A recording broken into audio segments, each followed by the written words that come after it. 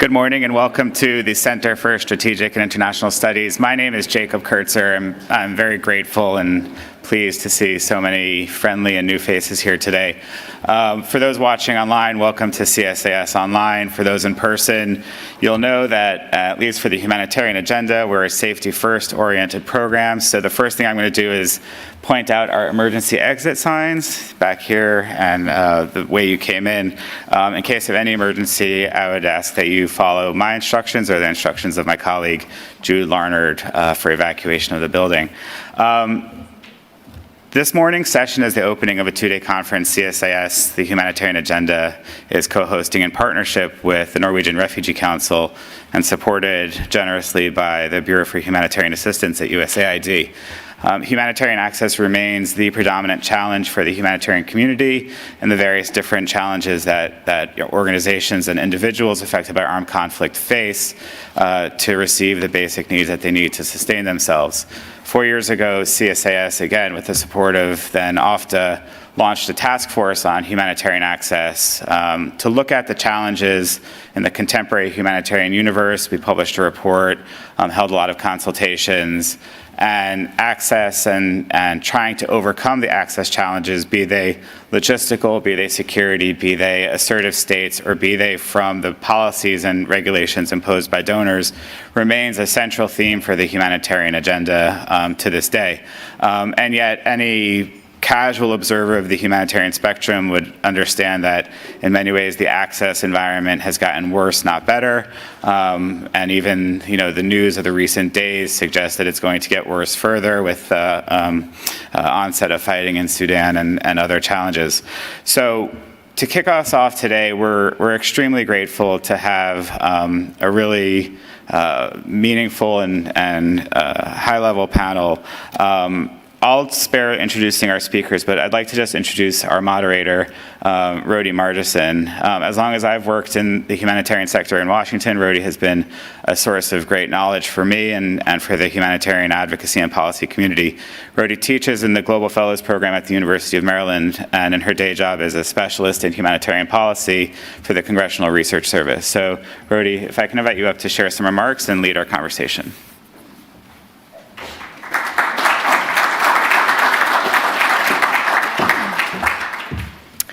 Jake, thank you for that kind introduction. Good morning, everyone. I want to express a warm welcome to our keynote speakers, Sarah Charles and Jan Egeland, and to all of you participating in person and online. This conference on sustaining access, humanitarian principles, practice, and policy for today's challenges provides an important opportunity to discuss humanitarian access amid unprecedented global humanitarian challenges. In a moment, I will introduce our speakers.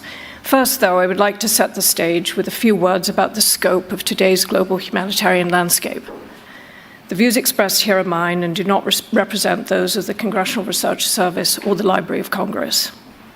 In 2003, the United Nations estimates that globally, nearly 340 million people, which includes over 103 million who are displaced, require urgent humanitarian and protection assistance.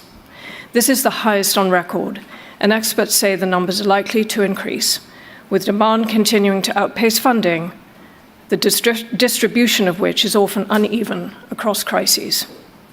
A combination of new and protracted conflicts, persistent violence, climate-induced and other natural disasters, ongoing secondary impacts of COVID-19, economic shocks, and increasing malnutrition and food insecurity worldwide are primary drivers of this unprecedented level of humanitarian need. 4 years ago, when CSIS first published its Humanitarian Access Report, the UN 2019 Global Humanitarian Appeal sought $21.9 billion. The UN 2023 Global Humanitarian Appeal is for $51.5 billion. This is $30 billion higher and 2.5 times greater than in 2019. During this time, the number of people in need has also nearly tripled. The 2023 appeal reaches another new record amount for humanitarian funding appeals. Amid increasing global needs, humanitarian access remains a critical issue. It is considered a key to humanitarian action and the provision of life-saving assistance to vulnerable communities. Access restrictions such as conflict and insecurity, bureaucratic impediments, and physical constraints often hinder the work of relief agencies and their ability to respond to humanitarian and recovery needs, which some also assert make the humanitarian situation not only worse, but more costly. Events in Sudan over the last week and a half provide a glaring example. During this conference, we will have the opportunity to discuss current challenges affecting the ability of aid providers to operate in constrained environments and explore ways to refine humanitarian practice and policy to enable effective and principled response in hard-to-reach communities. The full program will explore the evolving access landscape in complex humanitarian responses. The breakout sessions will identify emerging trends in humanitarian access, including the impact of counterterrorism activities on principled humanitarian action, negotiating with non-traditional authorities, and working with local actors on the front lines. The theme of this morning's opening session is preserving and protecting principled humanitarian access. Sarah Charles will speak on efforts the U.S. Agency for International Development is taking to ensure principled humanitarian access around the world. Jan Egeland will offer remarks on the Norwegian Refugee Council's efforts to achieve critical access across their operations. Following their remarks, we will have a conversation. It is now my honor to introduce our speakers. Sarah Charles is the Assistant to the Administrator of USAID's Bureau for Humanitarian Assistance, or BHA, the US government lead for international disaster response. With a mandate to save lives, alleviate human suffering, and reduce the impact of disasters, BHA monitors, mitigates, and responds to global hazards and humanitarian needs. The Bureau also promotes resilience by preparing communities for disasters before they strike and by helping people recover and move beyond crises. Prior to her role at BHA, Sarah was the Senior Director for Policy and Advocacy for the International Rescue Committee. And before that, she staffed the National Security Council at the White House, first as the Director for Humanitarian Affairs, and then as the Director and Acting Senior Director for Strategic Planning. In these roles, Sarah played a central role in coordinating the international Ebola response and later coordinated the White House response to the global refugee and migration crisis, including the 2016 Leaders Summit on Refugees. Jan Egeland has been the Secretary General of NRC since August 2013, a role that oversees the work of the humanitarian organization in over 30 countries affected by conflict and disaster. In June 2021, he was appointed to promote and advocate for the advancement of commitments known as the Grand Bargain, an agreement between donors and humanitarian organizations to improve humanitarian action and better serve people in need. In 2021, UN Secretary General Antonio Guterres appointed Jan as chair of the Independent Senior Advisory Panel on Humanitarian Deconfliction in Syria. In 2015, former UN Secretary General Ban Ki-moon appointed Jan as special advisor to the UN Special Envoy for Syria, where he chaired the humanitarian task force responsible for the safety and protection of Syrian civilians, a role he stepped down from in 2018. From 2011 to 2013, Jan served as the European Director of Human Rights Watch. And prior to that, he was appointed special advisor to the UN Secretary General for Conflict Prevention and Resolution. Jan was the UN Under-Secretary General for Humanitarian Affairs and Emergency Relief Coordinator from 2003 to 2006. In that role, he helped reform the global humanitarian response system and organize the international response to many humanitarian crises. Please join me in giving a warm welcome to our speakers.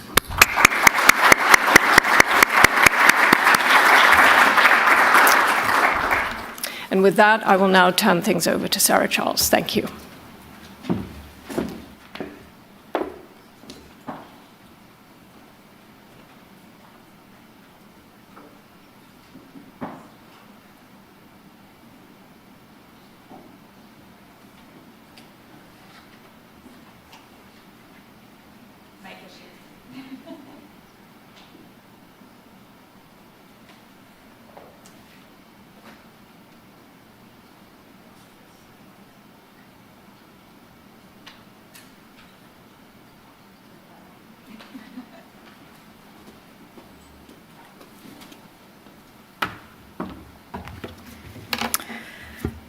Hello, everyone. Thank you, Jake, and thank you, Jake. And thank you, Rhodey, for that warm introduction.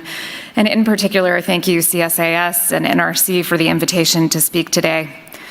We're incredibly proud of the work that our partners, that many of those on your team do in the face of incredible obstacles every day. Standing here right now, it's impossible not to have front of mind our many Sudanese colleagues that are in Sudan as we speak, who have sustained repeated attacks as Sudan descends into almost unthinkable violence. We are committed to delivering principled, need-based humanitarian assistance in the face of skyrocketing needs. However, as many in this room know well, humanitarian access constraints remain one of the largest hurdles to delivering this support to those most in need. Every day, bureaucratic impediments, attacks on aid workers, outright blockades, and the politicization of humanitarian aid make it harder for responders to both identify and reach people in need of life-saving assistance. There is almost always a direct correlation between access and need. Nowhere is this more evident than in Burkina Faso. For more than a year, non-state groups have imposed a full blockade on Djibo in Sayoum province, home to more than 360 people.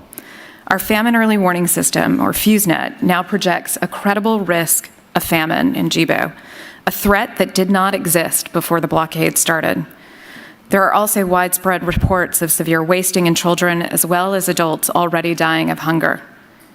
This tragedy, far off the front page, was and is preventable. At AID, we are committed to helping our partners navigate these increasingly complex and dangerous environments and supporting aid workers around the world who face incredible risk in preserving life and human dignity. We are constantly asking ourselves at every level, how can we do more to support our partners? What can we do to lead and influence policies and actions that will facilitate greater access? Last month, Administrator Power released USAID's new policy framework, Driving Progress Beyond Programs. In it, USAID formally articulates our goals to confront the greatest challenges of our times, embrace new partnerships, and invest in enduring effectiveness. It serves as a frame for all of our efforts. We're proud of the achievements of the programs we fund around the world, not least of which the very important work we're supporting NRC to develop and strengthen the negotiating skills of humanitarian professionals, including through this conference today. But we also recognize to ensure USAID-funded programs have the greatest impact and ultimately create real change in the lives of many millions of people living in vulnerable situations, we need to leverage our voice as the US government.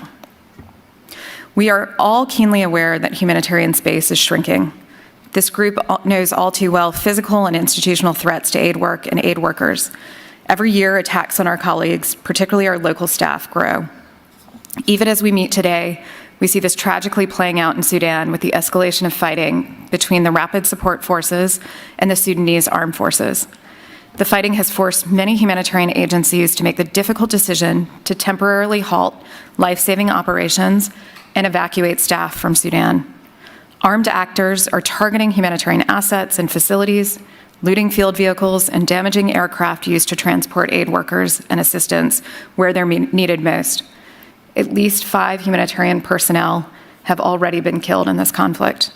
Hundreds of humanitarian programs have been temporarily paused as a result of partners' inability to safely operate, impacting millions of vulnerable people in Sudan, including those recently displaced by this fighting.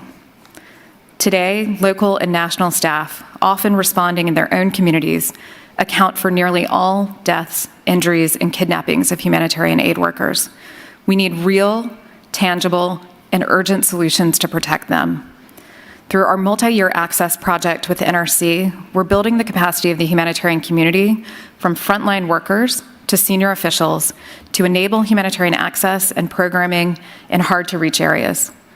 This work builds upon millions of dollars spanning more than a decade into humanitarian safety and security research and coordination, and the OCHA-funded To Stay and Deliver study, which prompted a seismic paradigm shift in humanitarian aid work more than a decade ago. Rather than determining the triggers that would lead an organization to leave an area due to conflict and insecurity, the goal for the last decade has been to prioritize efforts that enable organizations to stay on the ground and facilitate access to those in need. Unfortunately, much of the Stay and Deliver framework has resulted in the unintended consequence of transferring risk to local implementing partners and local aid workers. Now more than ever, we must double down on efforts to protect these local partners and local staff and reverse this trend. While research and training play an important role in improving access to populations in need and mitigating risks, we know that the rate of violence against aid workers largely relates to proximity to conflict, shrinking humanitarian space, and the politicization, if not weaponization, of humanitarian assistance. Diplomacy, advocacy, and new ways of working must go hand in hand with capacity building to protect aid workers and safeguard humanitarian operational independence and impartiality. Even when organizations are able to stay and deliver, physical barriers are cutting off access to millions of people in need. We saw this acutely in Ethiopia, where access to Tigray was restricted for nearly 2 years. Restrictions on physical access were compounded by blackouts on the internet, telecommunications, and banking services. Before the signing of the cessation of hostilities agreement in November, USAID largely measured access by the trickling of trucks that entered the region and metric tons of assistance carried by those trucks. But trucks are not access, and food, while important, is not sufficient for human well-being. In systematically blocking access, even when they allowed limited trucks in, the government of Ethiopia hamstrung the humanitarian response. As a community, we were denied the kind of sustained presence that would enable deep engagement of affected communities and the delivery of services, particularly for protection services, services for survivors of sexual violence, that we know should be part of every humanitarian response. In the less often talked about protection crisis in the Central Sahel, civilians continue to be targets of violence, face increasing displacement, and are deprived of basic services and livelihood opportunities needed to access food. In addition, women and girls face high risks of gender-based violence, including sexual exploitation and abuse. As armed groups continue to expand their area of influence, access constraints become even higher. Reaching back to the example of Burkina Faso, where armed groups have blockaded several cities, the World Food Programme estimates that 850,000 people, about 1/3 of the population in need, are residing in blockaded or hard-to-reach areas that lack basic services. We currently support WFP to use helicopters to airlift assistance to blockaded areas, which is expensive, unsustainable, and lacks the protection-focused interventions that we know are needed in periods of acute conflict. As you all well know, our jobs are even harder when humanitarian access is politicized. In Syria, we've provided assistance to more than 4 million people in the Northwest, including through the cross-border operation for over a decade. At the time of the February 6 earthquake, however, UN cross-border access was limited to only a single crossing, Baba al-Hawa. While the UN was able to negotiate the opening of 2 additional crossings in the weeks following the earthquake for a period of 3 months, it's unclear if they will remain open. The US government has long supported our NGO partners to use all available crossings into Syria. It's gutting that the Syrian regime and the Russian Federation see life-saving assistance as a bargaining chip every year, every 6 months, and now every 3 months.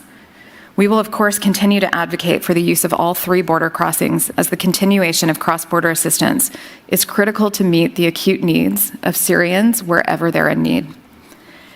In Afghanistan, the Taliban's multiple edicts barring women from working for NGOs, and now the UN, are of course gross human rights violations, part of a systematic effort to restrict women's participation in public life. But they're also deeply obstructive. While we appreciate that partners have been able to negotiate carve-outs, these efforts by the Taliban prevent humanitarian assistance from reaching female beneficiaries at scale and expose them to further life-saving risks. We are determined to prevent the normalization of this obstruction. We recognize the increasingly difficult operating environment that the Taliban has created, which has already resulted in reduced operations for many of our partners. Engaging and supporting women is critical, and nothing less is acceptable. Women are a critical component of a society and cannot be erased by these edicts. In line with our commitment to progress beyond programs, we're funding urgently needed humanitarian assistance activities to those in greatest need, while also working to ensure that advocacy is at the heart of our action. This includes promoting the safety and security of aid workers, particularly in hard-to-reach or insecure environments. In Haiti, despite tremendous challenges, VHA partners and other humanitarian actors are proving every day, in this context that is often overlooked, that access is possible, even if variable and complicated. In Cité Soleil, for example, engagement by UN agencies with gangs last year enabled access to communities most severely affected by the crisis in Port-au-Prince. The latest food security analysis shows that the resulting increase in assistance was instrumental in preventing famine-like conditions. However, a recent surge in violence has again increased access challenges in Cité Soleil, underscoring just how precarious the situation is and how important sustained and elevated engagement is. We continue to urge partners to work collectively to reach those in need, including by engaging parties where necessary to gain access. Having a coordinated and principled approach to engagement, with gangs in particular, is crucial in this context, and we're committed to supporting our partners and platforms like the Access Working Group to ensure that aid safely reaches those most affected by the crisis. We also support organizations around the globe, such as Humanitarian Outcomes, Insecurity Insight, the Global Interagency Security Forum, and the International NGO Safety Organization, or INSO, which provides security coordination and analysis to help NGOs operate safely in complex environments like Haiti. The crisis in Afghanistan and many of the examples highlighted today also underscore the importance and relevance of some of our global programs, such as USAID and the State Department's joint Safe from the Start revision policy and program. Safe from the Start seeks to advance gender transformative approaches in humanitarian response and promotes women's leadership. In particular, prioritizing support and advocacy for gender-based violence prevention and shifts in funding, influence, and decision-making power to women and girls in all their diversity within humanitarian response systems. Safe from the Start revision calls on the humanitarian community and supports the humanitarian community to not only add to, but change conventional humanitarian response by, among other things, shifting power to crisis-affected women and girls and recognizing them as experts, providers, and leaders, which can only serve to strengthen responses such as the one in Afghanistan. Alongside our programs, we're engaged in the day-in, day-out diplomacy that's needed to secure humanitarian access and resolution of conflict. There are few donors that are as present in as many places as we are. Part of that presence is working with partners, but also our embassies and other parts of the U.S. government on efforts to deter violations of international humanitarian law and secure unconditional humanitarian access and operational independence for humanitarian organizations and their personnel, especially among non-state armed groups. In Ethiopia, for example, U.S. diplomats, including our USAID DART, or Disaster Assistance Response Team, worked tirelessly to support the November 2022 signing of the Cessation of Hostilities Agreement. Since the agreement was finalized, humanitarian access, and as a result, humanitarian conditions into northern Ethiopia's Afar, Amhara, and particularly Tigray regions has continued to improve. Furthermore, building on the many years of advocacy from many of those in the room, I see Joel Charney standing here, as well as the convening efforts of CSIS, the U.S., along with our co-drafter, Ireland, led efforts to secure the passage of the UN Security Council Resolution 2664 in December, which created a carve-out from the asset freeze provisions of UN sanctions programs.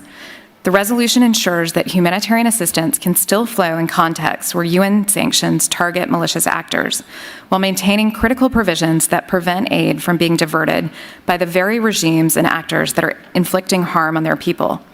The resolution further makes clear that the UN's critical sanctions tool should not inadvertently tie the hands of humanitarian actors trying to reach the victims of repressive and brutal regimes.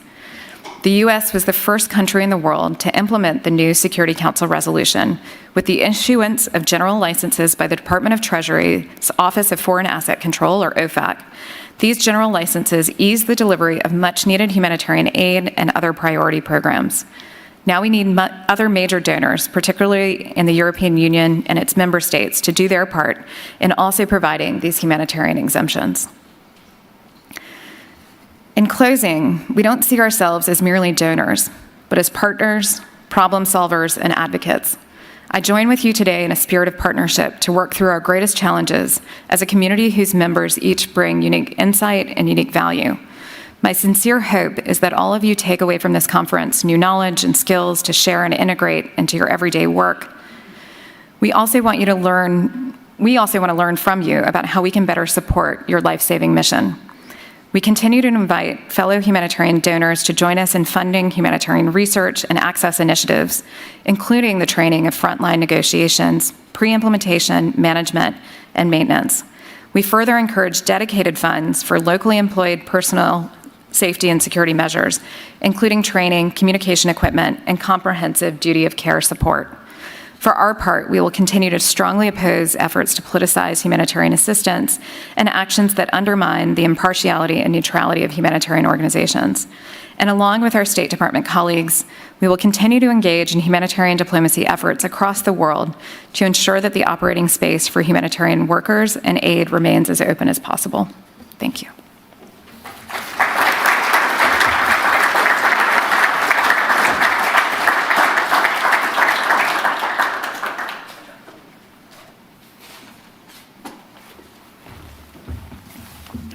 Thank you very much, Sarah, for a wonderful opening speech, for a very important discussion, a very important conference. And I would like to congratulate partners here in Washington, D.C. for putting access on the agenda. It's too often not discussed globally, regionally, nationally, because I think we all agree here today that too many people suffer completely alone in their hour of greatest need.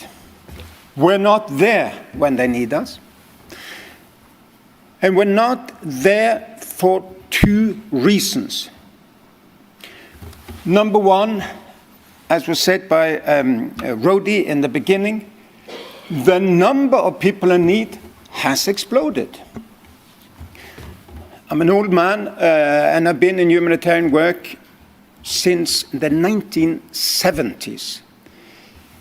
The numbers have really historically exploded in a way that we never thought would be possible in a growing world economy.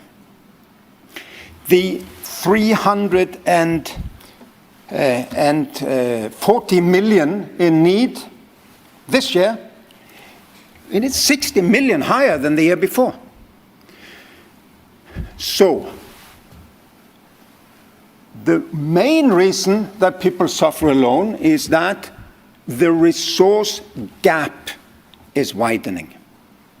We have less funding per person in need, per person that's fleeing their homes, more than well over 100 million, compared to 40 million in the terrible 1990s.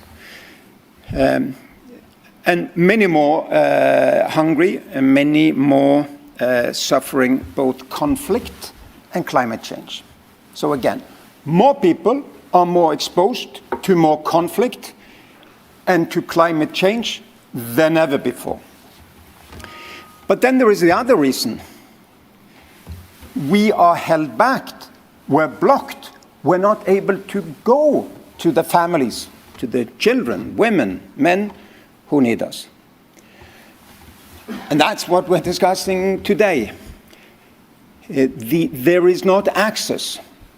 They have a right to receive our assistance. We have an obligation to provide assistance, and we're held back.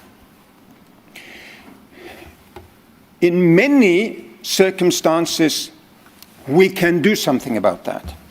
We could become much better in securing access, principled access, learning from our mistakes, learning from all of the less hard-won lessons of humanitarian work since Henri Dunant at the Battle of Solferino in 1859.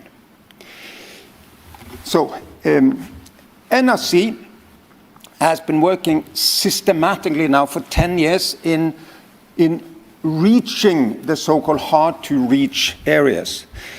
We identified 10 years back, this would be our contribution. We're an organization with some experience. We were founded in 1946. We have some resources. We have a culture of living by the principles, teaching the principles, learning from our mistakes. So systematically, we invested in this. And I would say the number one partner the last few years has been USAID and the Bureau of Humanitarian Assistance. And what we have been able to do with that partnership is also build partnerships like never before on humanitarian negotiations.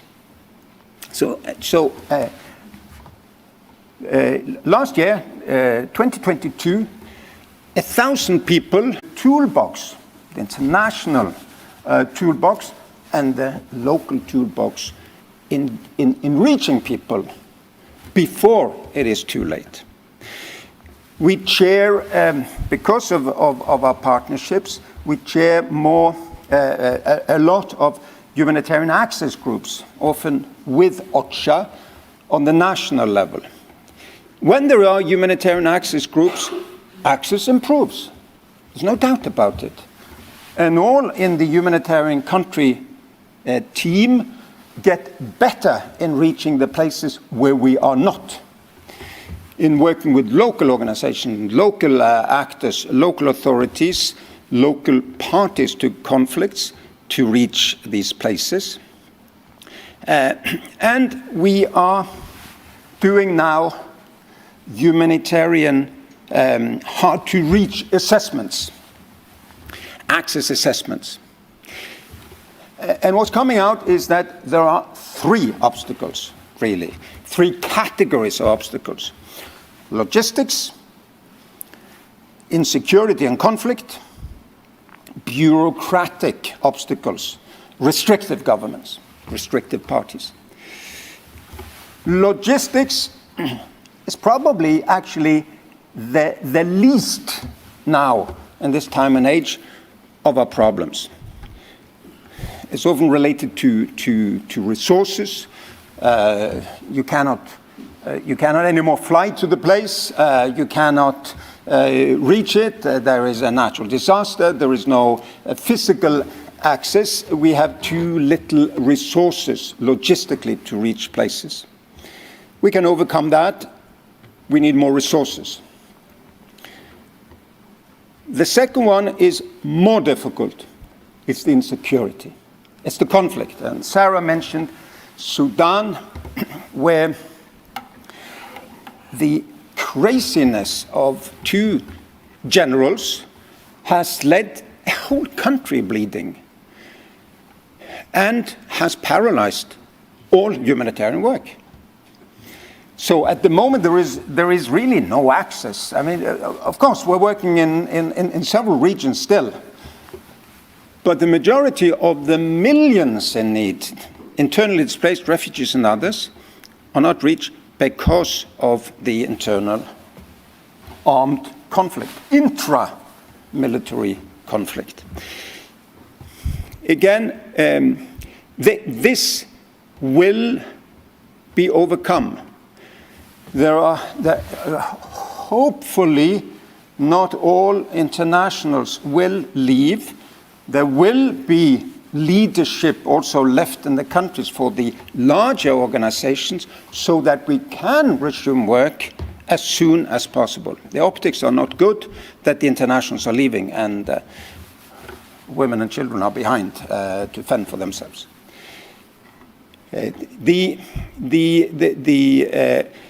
The insecurity is, of course, most difficult when we are targeted. And the places where we're targeted by organizations who have declared us as part of the enemy, those are the most difficult places. So, in a way, it's more challenging, in my view, places in the Sahel where armed groups have declared us as their enemy than conventional warfare, where we have methods to do risk management. But then comes the third obstacle, and that's the worst.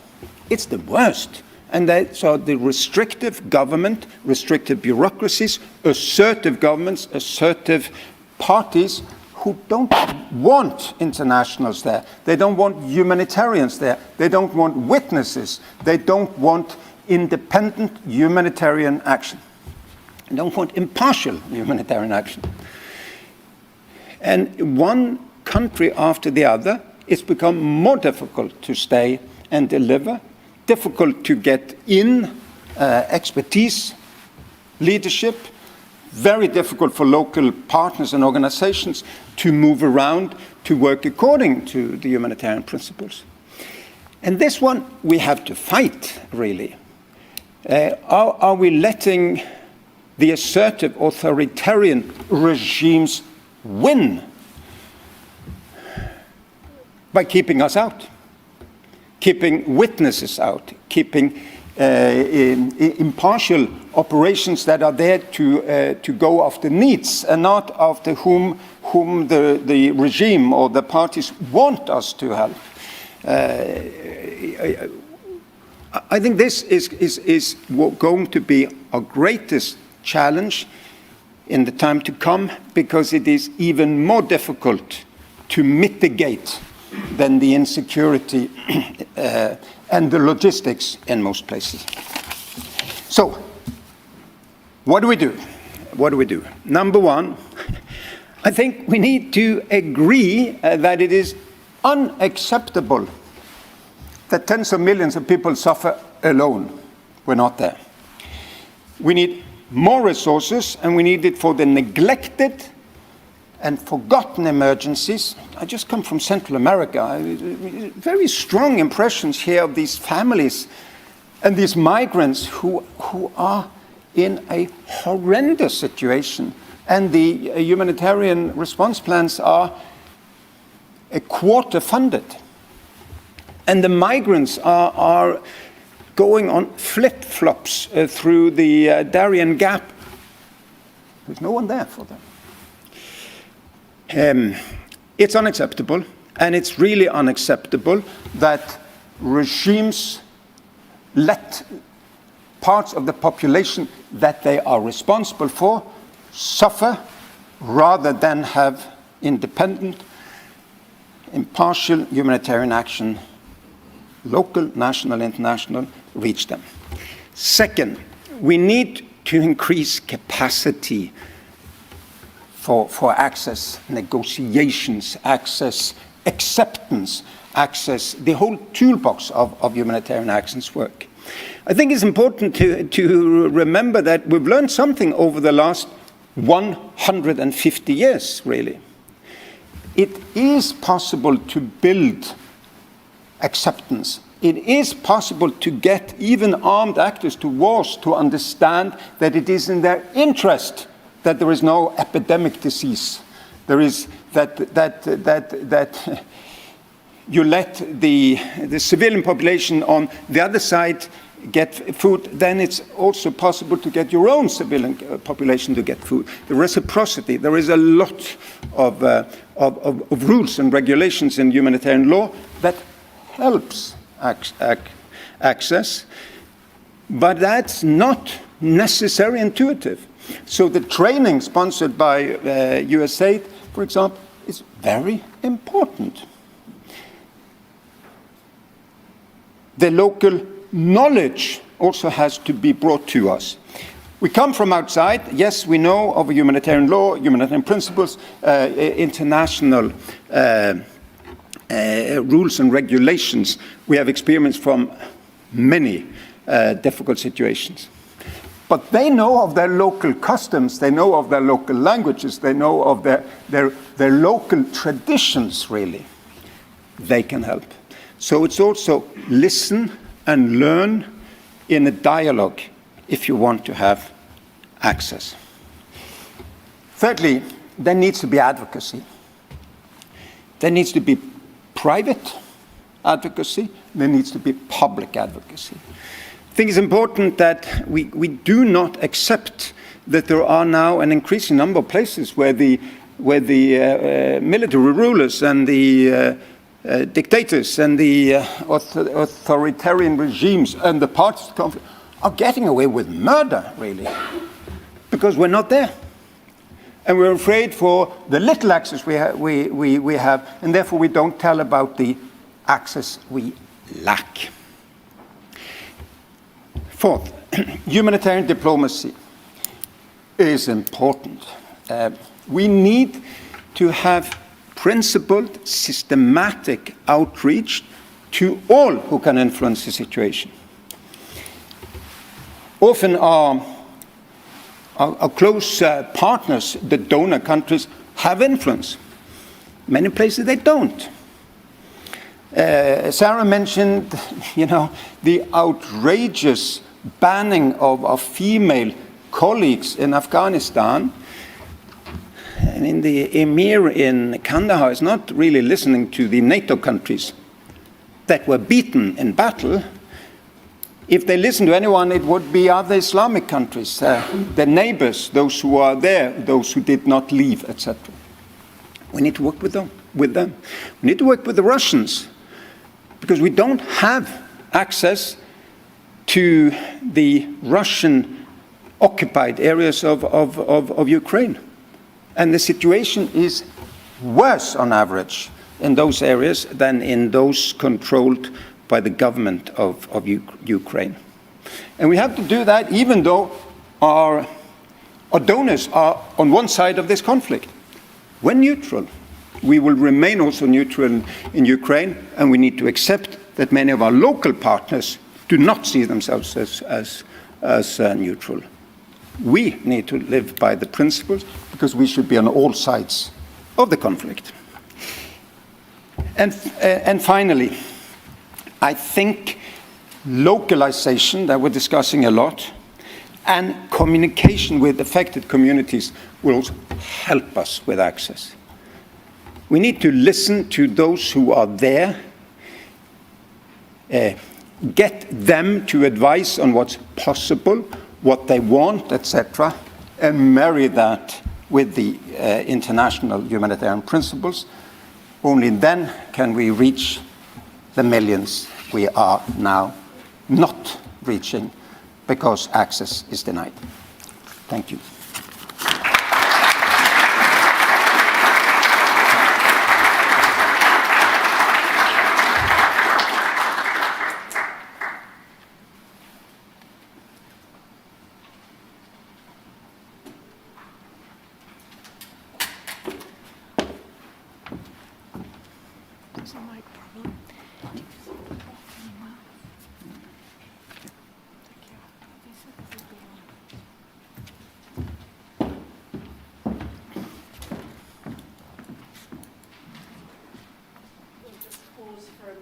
While we get the mic situation sorted.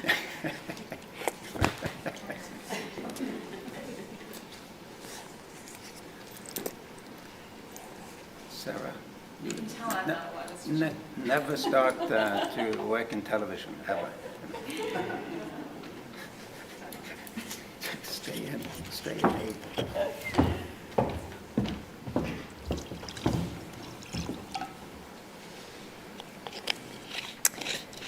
Great. Well, thank you both for your insightful remarks.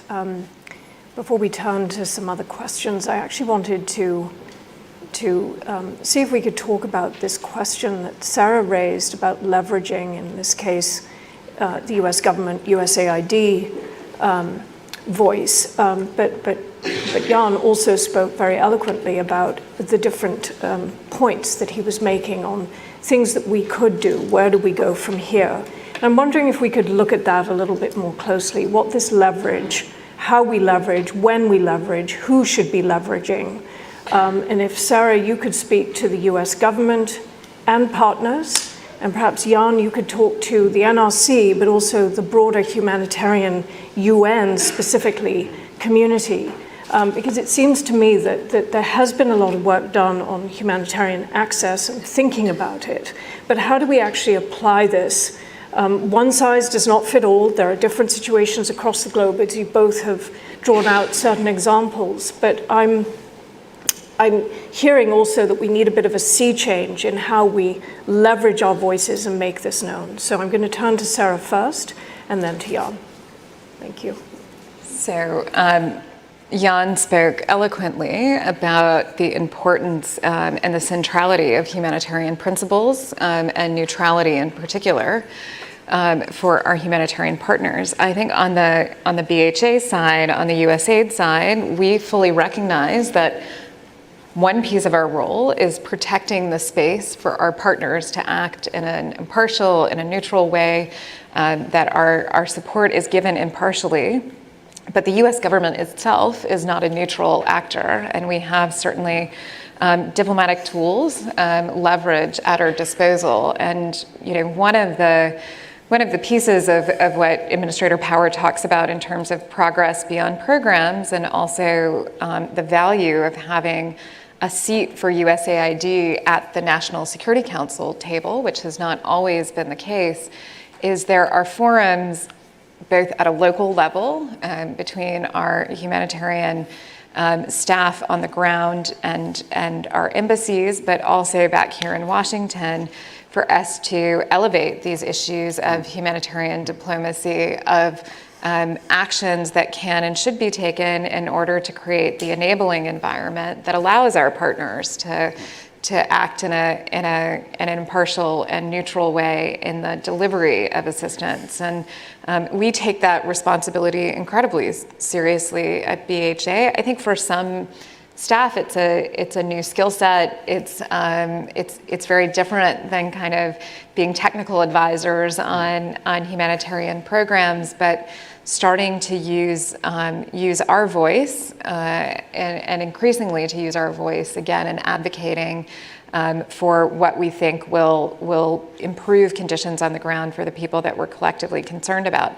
That requires very close contact, deep discussions with our NGO partners, with our UN interlocutors. There is often a bit of a division of labor between things we can say out loud that other actors can't, or things we can raise in private diplomacy, put on the table, have access to actors that maybe your teams don't have, and again, getting us all a little bit more comfortable with that dialogue is part of what we're doing in BHA.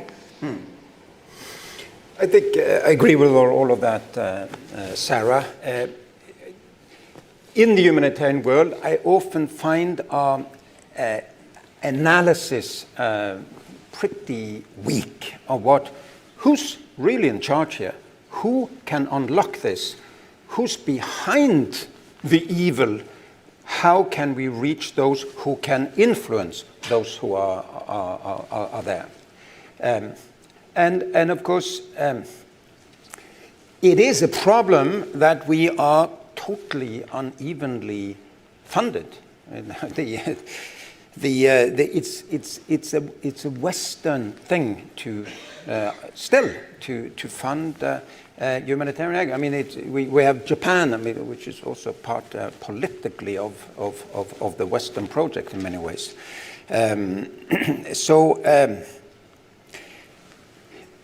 It will be a big effort for all of us to try to get Iran and Russia and China and so on to try to influence.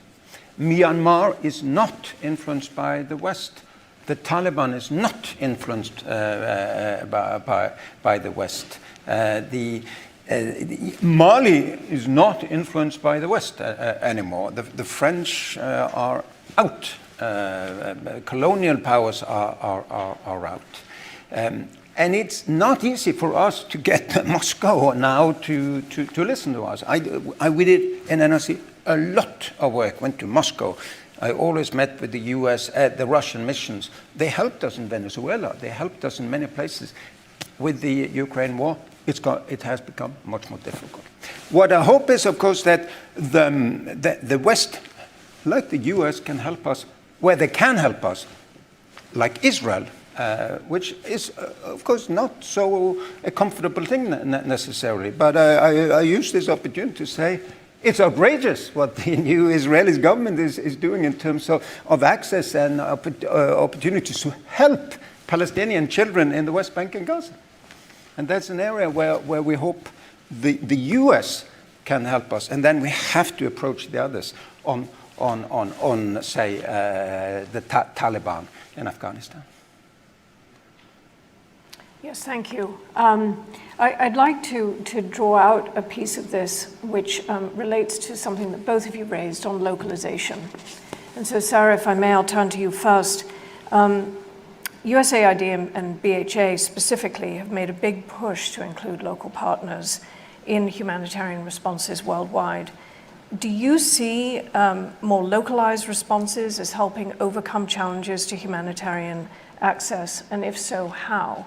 And the reason I'm partly asking this is USAID has made this big push, and yet a very low percentage really across the board has been actually given to and worked through local partners. So it's a conundrum, and it's a safety and security question, it's lots of things, but if you could unpack that for us for a little bit, that would be great.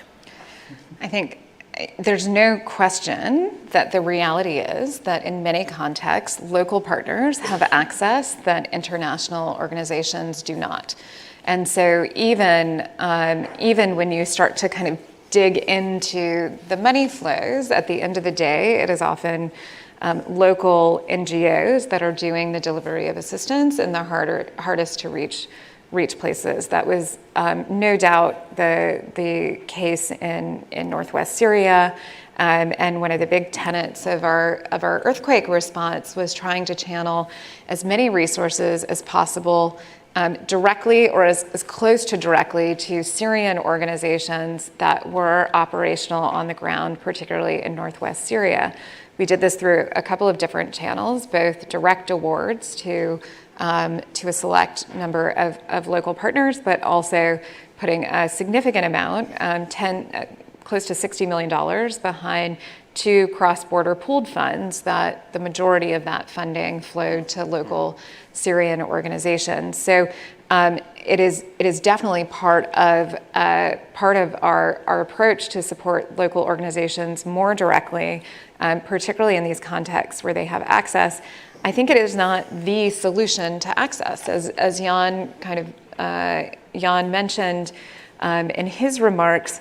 There are places and spaces where international presence has a protective effect, and we still very much want to advocate, including in Northwest Syria. And one of the very small bright lights we've seen in the post-earthquake period in Northwest Syria is the resumption of kind of UN presence in a limited way after years of them not being present in Northwest Syria. And again, there is a protective element to that kind of international presence in these types of contexts. And I think we certainly don't want to see a scenario where we're, again, just shifting risk, even if it's with additional resources, shifting risk to local partners in these contexts where that kind of full ecosystem of local partners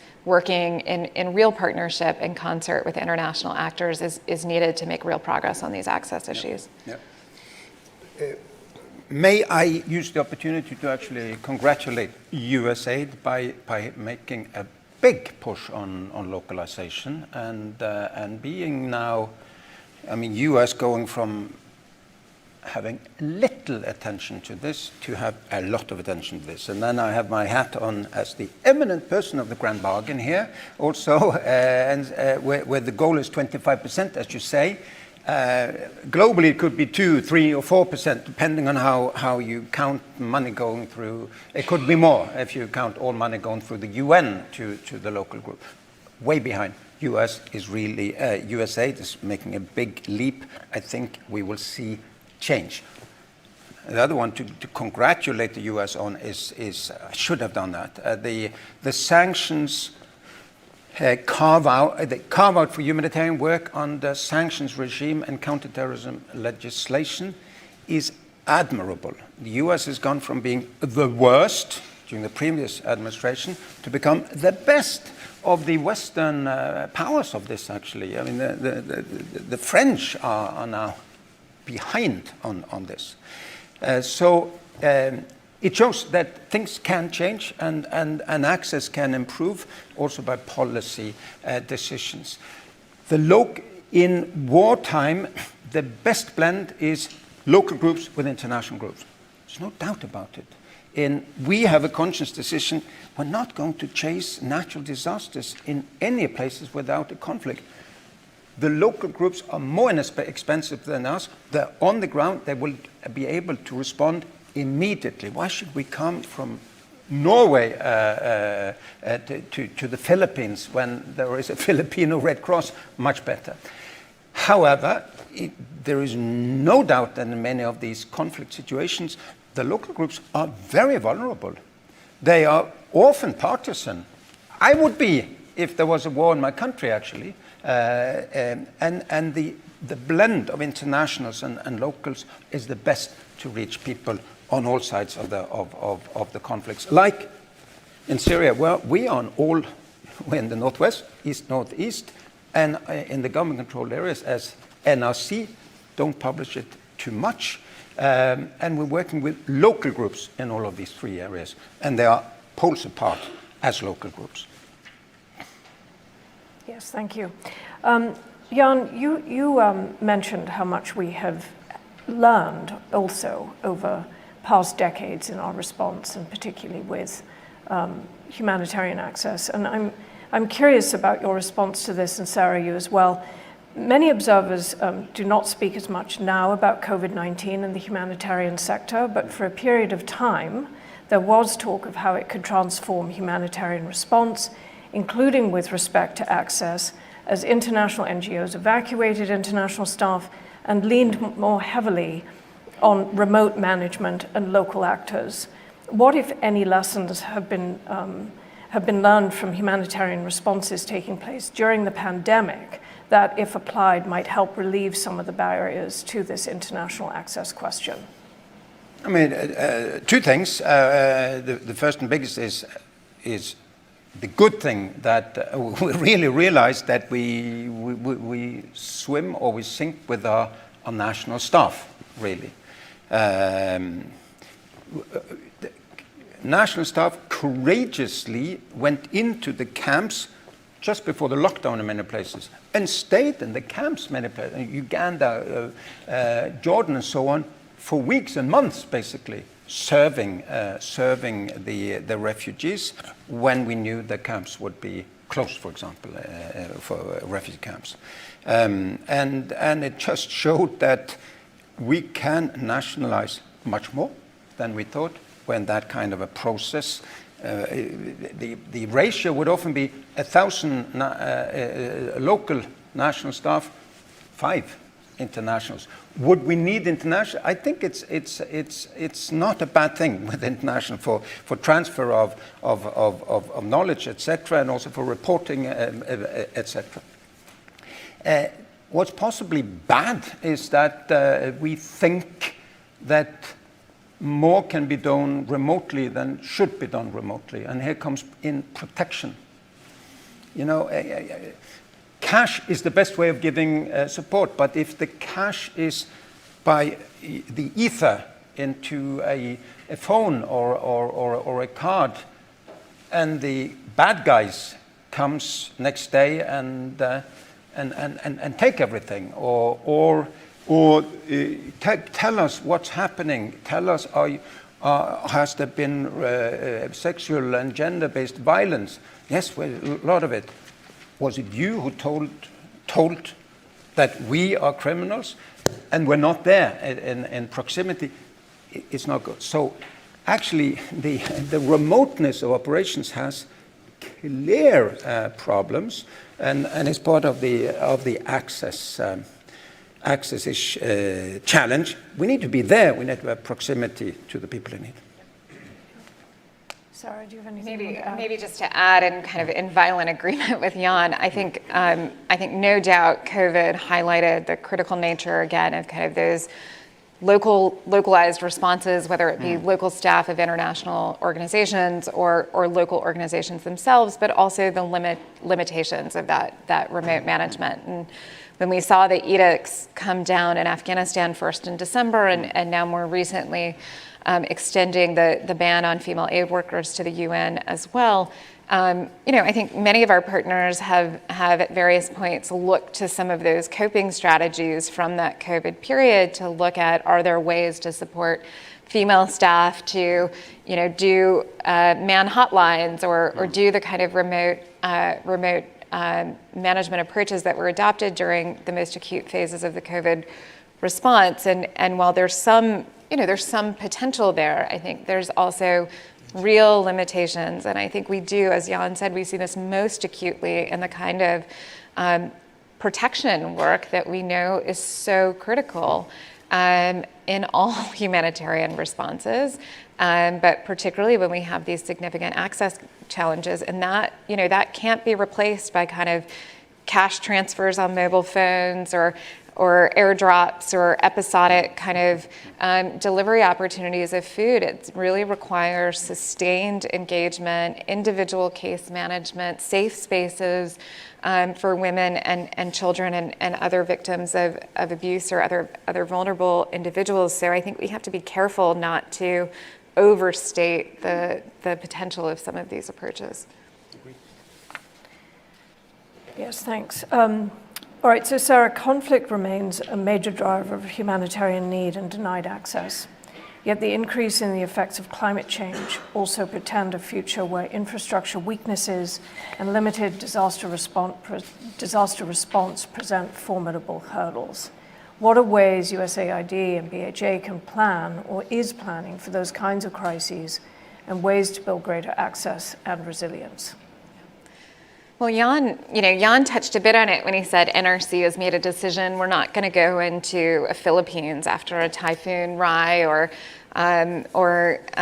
respond to natural disasters in that kind of jump in, jump out sort of way. I think we actually do have some good learning, some good experience, particularly in Asia and Latin America, in working over a very long period of time with very local organizations as well as authorities. This is where the kind of the neutrality and impartiality conversations sometimes get a little trickier as we start to talk about adaptation approaches, where we really have invested and are scaling up our investment in those very localized adaptation and preparedness approaches. I'll put a plug in for our Climate Smart Disaster Ready APS that has been out on the street, $200 million to support local approaches to adaptation and disaster risk reduction. Again, really seeing the future of a lot of our climate adaptation and risk reduction work with local actors, whether they be civil society organizations or local institutions, including local government and regional governments. Agree. Do you want to add anything on that? It was well said by Sarah. I agree. Okay, so Jan, you recently tweeted about branding and the way humanitarian organizations are compelled to label many of their contributions. To what extent do you think branding increases access challenges? Might a more subtle approach be valuable in contested environments, and what might this look like? Yeah, no, it has gotten a lot of attention. The tweet on the branding, I said it's increasingly distasteful how we as international donors and international aid agencies have to advertise ourselves on school bags and on children, in the countries where we work. So it's more like let's lower a little bit our charity, and let's rather be a little bit more interested in the dignity of the people we serve. Branding is, of course, important also, but however, for access. The Red Cross emblem, reverse of the Swiss flag, was invented as a protective emblem. The blue flag of the UN is the protected emblem. Our orange is a protective emblem, and in many, many circumstances, it works. So, of course, we go into, as unarmed, into areas and there should be a flag on our vehicles. And also, for honesty, we should tell who we are. I mean, we're running around as guests in these countries. They should know who we are. So we should be branded. The problem, again, is the moment we're targeted. In Sudan, I don't think we're targeted for being humanitarian. I think we're targeted because we have fuel and vehicles and things, and they have lost control over there is no unity of command. Typical situation. In Al-Qaeda, ISIS, they don't like us or anyone else. They like themselves, basically, and they come after us. And there it is a real decision. Do we go undercover, which is not good for humanitarians, but we do it for survival issues. In general, we should brand ourselves. We shouldn't brand the people we help. We don't need to tell them that it's Norwegian or US assistance that is really helping you, or that NRC is really giving this tent. It shouldn't be anything on. It should be theirs, not ours. Yes, fair enough. Sarah, do you have anything you want to add to that? Yeah, I'll just add, I think, this is one of those places where we really come to our partners in that spirit of partnership. And I think we have a pretty good track record of working with our partners for very context-specific approaches to branding, including in many cases waiving branding requirements if the security situation is such that would endanger the work. I will say, I have heard from my fellow donors increasing grumbling that there's very heavy branding of, some of our partners, and that they're hearing from their political masters. And I think it's worth remembering, as much as I'm here, quote, as the donor, the real donor is the U.S. public through their representatives in the U.S. Congress. And there is kind of the face and the story that we have with the people that we're working with, that we're supporting, the branding that makes sense in context. And then there's also, I think, work that, frankly, collectively we need to do to kind of, quote, give credit and tell the story of what kind of our respective populations have been able to support in terms of the power and the work overseas. And that balance is not easy, but I do worry sometimes when we look at branding in too narrow a way, there is a risk too of losing a little bit of that story with our public, frankly, that allows us to continue to support the important work. I see that. I mean, and we need to be better to really explain to the general public that assistance works. We're saving lives. We're getting children into school. We're providing livelihoods. It's the only way. I mean, again, Central America, if there's no hope for the youth in Central America, they will all wander north. And there is possible to create both education, livelihoods, safety, security. We're doing that, and we need to get that story across. We need to be better in that. But I think the solution to this, donors coming and seeing that UN agencies have plastered their thing all over the place, and wasn't it us, the ECHO, European Union, who gave it? And so we need also to have it on. Take away both, logos. In my view, you don't have the UN agencies or NRC one, and you don't have to have the Norwegian government thing. They should be spared that one. Yes, thank you. So I'd like to ask one more question before we wrap up this session, and I will ask for you to be mindful of time. I know it's a big question, but I think it has come up. So let's talk about humanitarian principles. Given the overall state of affairs with access, is it time to reckon with a new approach to guide principled action that goes beyond concepts of impartiality, neutrality, and independence? And to try to create a different way that matches better, perhaps, with humanitarian realities on the ground. And I would like just to hear your views on this, just briefly. Thank you. I mean, I think the easy answer is, or the not so easy answer, but kind of the first answer is, in some ways, those humanitarian principles are more important than ever. I mean, I think we have to keep kind of telling the story and supporting our partners of why, in particular, kind of the impartial delivery of assistance, the neutrality of humanitarian actors is so critical for the project writ large.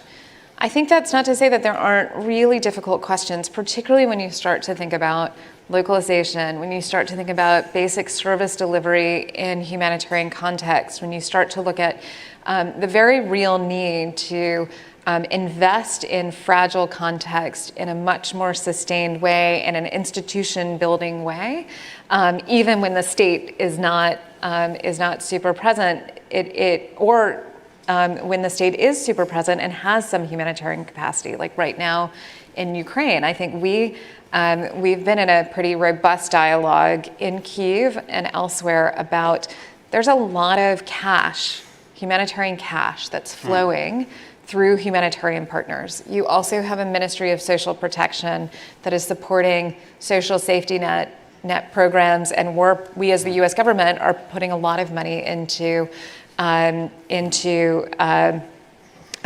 direct support for the Ukrainian government. Are there ways that some pieces of the humanitarian caseload can and should be supported by the government of Ukraine, a government that has the capacity in many ways and the willingness to meet a lot of the humanitarian needs of its population? They don't necessarily do the kind of vulnerability targeting that our humanitarian partners do. And at first, I think there was some resistance among our partners but we do it differently, you know?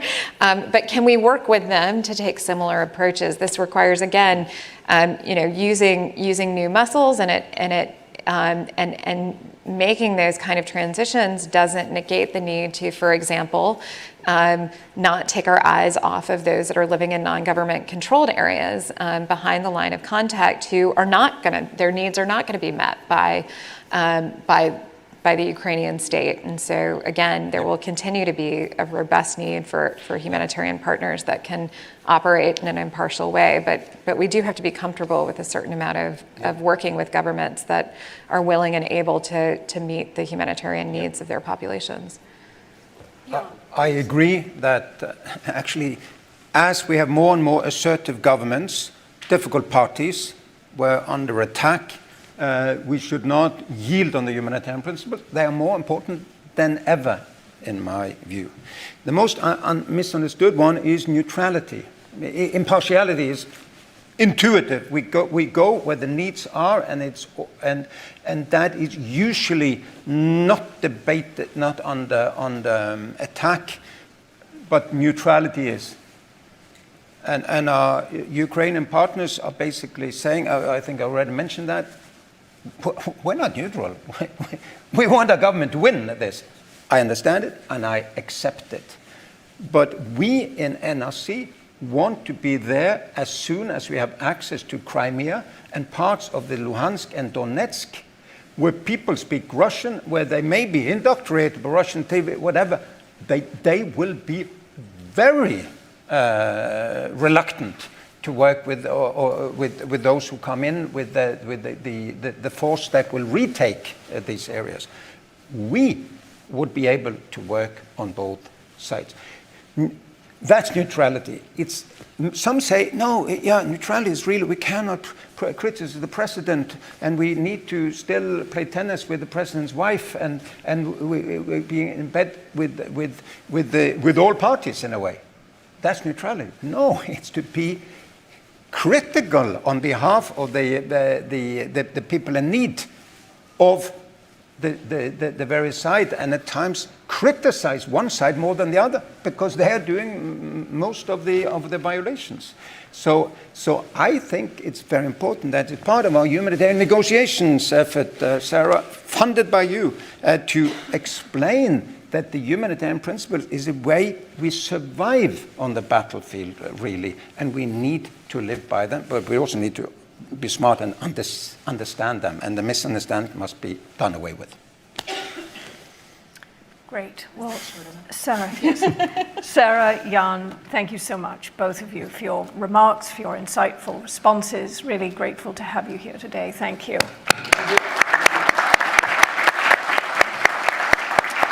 And thank you very much.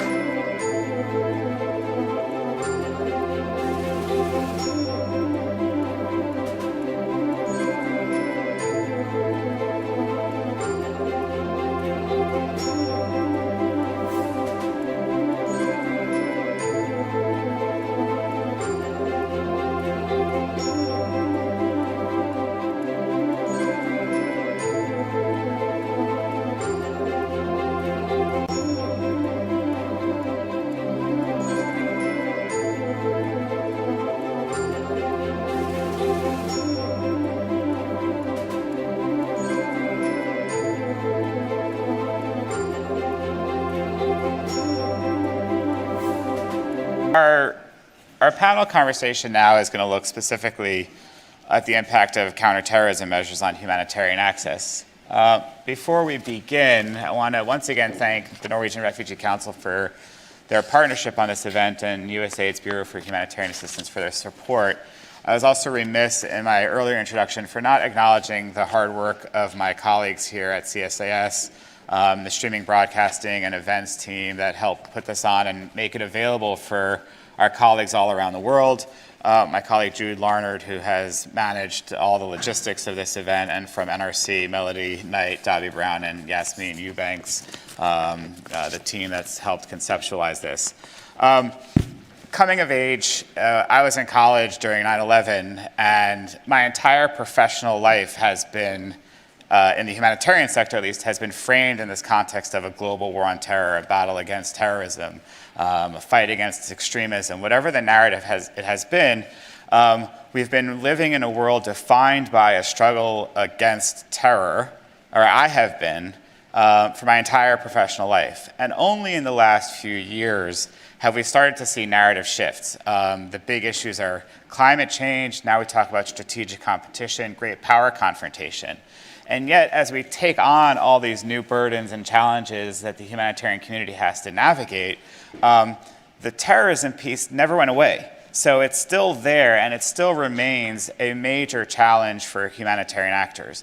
Both the acts of terrorism themselves and the impact that has on civilian populations around the world, the kinetic actions taken by militaries, either Western or domestic, against terrorists or insurgents or armed groups in their own countries.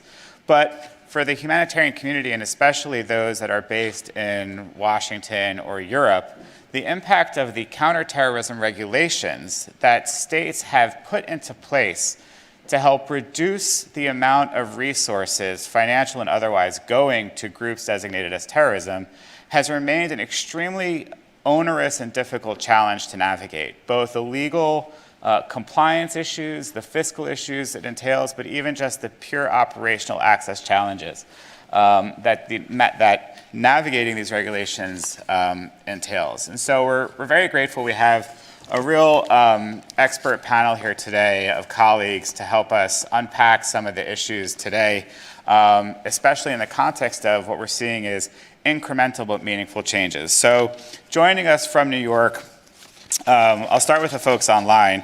We have Professor Naz Modirzadeh, a professor of practice at the Harvard Law School, As long as I've worked on this issue, her writings and her emails and the testimonies that she's done have been really instrumental for my understanding of this issue set. We also have Aurélien Beauflet from UN OCHA. Aurélien is the Chief Policy Advice in the Planning Section at the UN Office for the Coordination of Humanitarian Affairs. And next to me on stage here, we have Rachel Alpert, a partner at Jenner & Block, who's also has a long experience working in the US government and continues to write on sanctions and the impact of sanctions on humanitarian action. And finally, Hichem Khadroui, the head of operations for Geneva Call. Hichem is the director of operations for Geneva Call, and I'll let him explain a little bit about what Geneva Call does and why this issue is salient for them. So we'll start here on stage with you, Hichem. Geneva Call's MO and purpose for being is to engage these non-state armed groups in a dialogue in order to improve their compliance with international humanitarian law, IHL. This includes issues around access denial. These groups are often designated by the United States, the European Union, the UN, and others as terrorist, and that creates logistical and operational challenges for these kinds of dialogues. Can you share with us a little bit the challenges that Geneva Call faces when choosing to open up a dialogue with these kinds of groups with respect to your own legal and operational safety? Thank you very much. I hope that you can hear me well on the microphone. Hi to Naz and Aurélien. It's a pity that we don't meet. I come from Geneva, but but I hope next time we can meet in New York. So thanks a lot, really much, Jacob, really for this question. Thank as well for NRC and CSIS to organize this event. Maybe briefly, I will just explain in few words what we do. I think it's not maybe familiar with everyone. So our work mainly is to engage directly with armed groups in conflict zones to try to secure behavior change, concrete behavior change on the ground that benefit civilian populations. And this behavior change could be, for example, to release child soldiers, to vacate hospitals or civilian buildings, to not attack or loot trucks or let's say any other humanitarian assistance areas, and as well try to secure and preserve humanitarian space. So we try to negotiate with them directly so they understand the importance of as well preserving humanitarian space and not attacking humanitarian workers. So we have this direct engagement with them on a daily basis in 18 countries worldwide. We work with more than 150 armed groups from all over the world. And this direct engagement, of course, causes challenges, both, of course, on the security side, legally and operationally. And so we have the teams on the ground, of course, that are doing that. Myself as well, I'm been visiting a lot, Afghanistan, Ukraine, and Syria, Yemen, the Sahel, trying to talk and engage with them directly. So we talk at the leadership level, but as well at the field commanders level.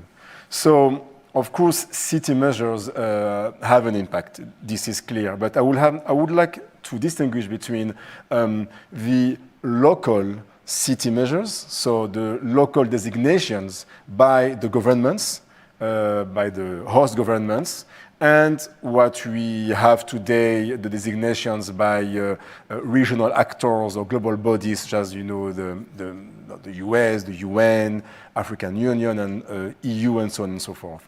So there is a difference because we have the possibility to engage with, with the US, with the EU at Brussels, at New York level, trying to explain and push for exceptions. And sometimes we have these good examples that were shared earlier by Jan. When it comes to discussing with local governments that are in direct war, in direct conflicts with these armed groups, it's a much different ballgame. Because here they face directly the effects of these armed groups, let's say attacks or whatever, and they are not really, let's say, versed into the intricacies of humanitarian principles. They don't care, to be frank with you. So talking with the Malian government, Syrian government, and the other government about giving a space, it's not that easy, and it causes direct challenges. For us, the first challenge, for example, is the fact that we don't have the right, legally speaking, to talk to armed groups. Example, in Nigeria, so the Nigerian government prohibits by law to discuss with illegal armed groups. And we have the same situation in various other countries. So you can be basically illegal and then subject to being arrested, being sentenced or expelled if you engage directly with these armed groups. Then you have the challenges when it comes to the financing. And here I talk about the donor community that are usually coming, the same donors are the same ones that have these sanctions, usually the Western world. And of course, if you ask for money, they will ask to do what with it? And if you say, but it's to speak with this armed group and this armed group, and they say, no, not with this armed group, and why not this armed group? And then you start to debate and negotiate and have to explain to them the importance of talking to everyone. And sometimes we are not financed or not funded because of our very work. And this causes issue on the ground because we help other organizations for them to get access to areas. We facilitate access for UN and for other organizations. If we don't get funded, we can't negotiate, and then organizations don't have access. And at the end, populations basically are not really being assisted. So there is a direct consequence as well, not only for us directly, but as well for the global, international, let's say, humanitarian community. So this is from the state, host state, and regional perspective. I would like as well to speak about the armed groups perspective. I think it's very important. We engage with them a lot. We ask them as well, how do they see these measures and these sanctions being imposed on them? How do you feel being labeled tomorrow morning as a terrorist? So we distinguish three main, let's say, reactions. Don't care, do care, and don't know.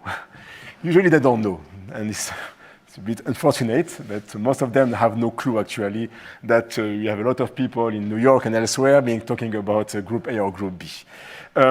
So the don't care part of it, this is more the very extreme groups. They really don't care. They're not subject to any kind of international pressure. The ISIS types and others as well, not only ISIS. They don't care. You can label them the way they want, the way you want. For them, they will continue to act the way they want. So here's a very different way as well of interacting with them. The do care, this is pretty interesting because they are the ones that usually exert control over a portion of a territory. We call them de facto authorities. They control, they have, governance mechanisms, they have rules and regulations. They want to be seen basically as a solution to the state. I don't know, the Kurdish groups, for example, Somaliland, some groups in Myanmar and so on. So here, there's a lot of leeway, of course, because their behavior, basically, the way they behave, they see a direct consequence as well on the way they are labeled. So I think it's something that will be a carrot and stick is pretty working well. The don't know types, the majority, they really don't know. And this is pretty interesting because they just need to know. And what we do directly, Jivakol, is by training them, by bringing them, and I say really, in our hands, the reports where their names are being cited because they do exactions. Here they realize that, okay, if they change, there will be a different approach and they are part of a, let's say, globalized, let's say, world. So I think every group has a different approach of doing it. And I just want to finish and give the floor to my colleague here and to my colleagues here to say that we are based in Geneva because today Geneva is the only place in the world that is able to host and receive armed groups numerous times to speak about humanitarian work. So last year we've been inviting dozens of armed groups The Taliban's came, we had groups from Sahel, from Syria, so they come to us, we negotiate with them, they sign deeds of commitments with Geneva Call, and this is possible because in Geneva, there is no, let's say, applicability of the sanctions to the groups that come to speak about humanitarian issues. And I think this is very important because Geneva as a town, not even Switzerland as a country, but really Geneva as a town. And it's the only place that we know, and for me, it shows as well the importance of having this, let's say, safe havens worldwide where we could discuss with this type of groups, because this is the only way that we can, push forward agendas around humanitarian access, peace and stability. So yes, I just wanted to finish by this point. Thanks for that, and the importance of that safe space, both physically in Geneva, but also in the nature of the work that you're doing. So Geneva Call is a relatively small and very hands-on and right in the thick of it organization. I want to turn now to Aurélien from the OCHA perspective and go up to kind of the systemic level. Can you talk to us a little bit about OCHA's role in identifying solutions to some of these major challenges, both for UN agencies and their partners? What are the key gains that you've seen made, and what are the challenges or the hurdles that you see in the future? Yeah. Good morning, Jacob. Good morning, everyone. And thanks a lot for inviting OCHA to this CSIS and NRC event. So to answer your questions, before getting into the solution part, the first role of OCHA is to build consensus about the fact that there is an issue. And I'm starting with this because still today, some actors, especially on the counterterrorism side, but not only, are reluctant to acknowledge that there is an issue. And for that, OCHA's message has been pretty clear all along, and it's based on what we see in the field, in operations led by our partners, and what OCHA office is seeing across emergencies. And I can articulate it this way. First, the fact is that today counterterrorism legislations apply in most of the big humanitarian emergencies, whether it is Somalia, whether it is Palestine, whether it is Afghanistan, the Great Lakes region, whether it is counterterrorism legislation taken by host government or counterterrorism legislation and measures taken by the UN, by donor states, and so on. So counterterrorism is everywhere in humanitarian operation. The second aspect to that is that for humanitarian organizations and the way humanitarian operation works, it is almost impossible for humanitarian organizations not to have contact with what are called terrorist groups and not to transfer resources to this group. Basic things, humanitarian organizations need to pay utility bills to companies which are owned by listed individuals or controlled by listed armed groups. They need to implement programs with health ministries, which might be controlled by listed entities. They need to provide medical care to wounded fighters belonging to groups which might be terrorists. So really, there's this clash between counterterrorism and humanitarian action in most emergencies where we work. And this has very practical consequences and creates very practical risks. We see humanitarian organization and staff being prosecuted or detained and harassed on the argument that they're supporting terrorism just because they're doing their job. We see humanitarian organizations who suspend programs or are reluctant to engage in certain humanitarian programs because they fear of falling the fool of counterterrorism legislations. That's a chilling effect that has been described in many articles. We see private actors such as banks, which support humanitarian operations that practice de-risking, that refuse to process some of the transactions humanitarian organizations need to implement programs. So, for instance, we see considerable delays in transfer of funds between banks, sometimes several months because of counterterrorism legislation. And we see also some donors adopting policies which are problematic in terms of principled humanitarian action. So, for instance, some donors ask humanitarian organizations to vet beneficiaries against the counterterrorism list. So in an instance, an organization running an education program was asked to vet children against a list of terrorists. We see donors who pressure humanitarian organizations to gather intelligence for counterterrorism purposes. So, for instance, explaining who they meet, when they meet, who was in the room. I mean, these are really practical consequences. And then we see also some actors trying to use humanitarian organizations for other objectives than humanitarian action. So, for instance, we see actors trying to argue that humanitarian actions needs to support the prevention of violent extremism.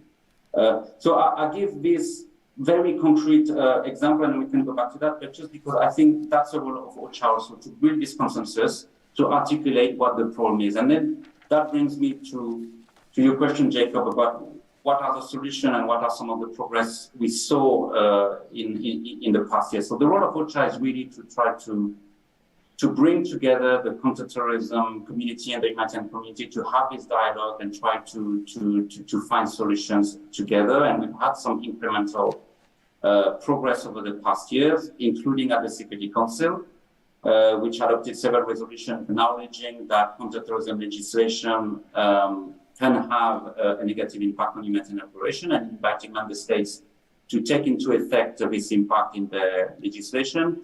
We had more recently Resolution 2664, which basically creates a standing exemption at the Council for all UN sanctions regimes. So it's not only counterterrorism sanctions, but it's related. You have the 1267 sanctions regime, which is a counterterrorism sanctions regime under that. So there is progress. But what we note is that many of these measures are either vague, like some of the resolution calling on member states to take into effect, or they're limited in scope. That's 2664, the resolution. It applies only to asset freezes, while counterterrorism legislations are much wider than asset freezes. They include financial regulation, criminal law, donors policies, and so on. So at the moment, what we're trying to do with OCHA and our partners and member states and the private sector is really look at 3-4 areas where we think progress needs to be made. The first area is really to make sure that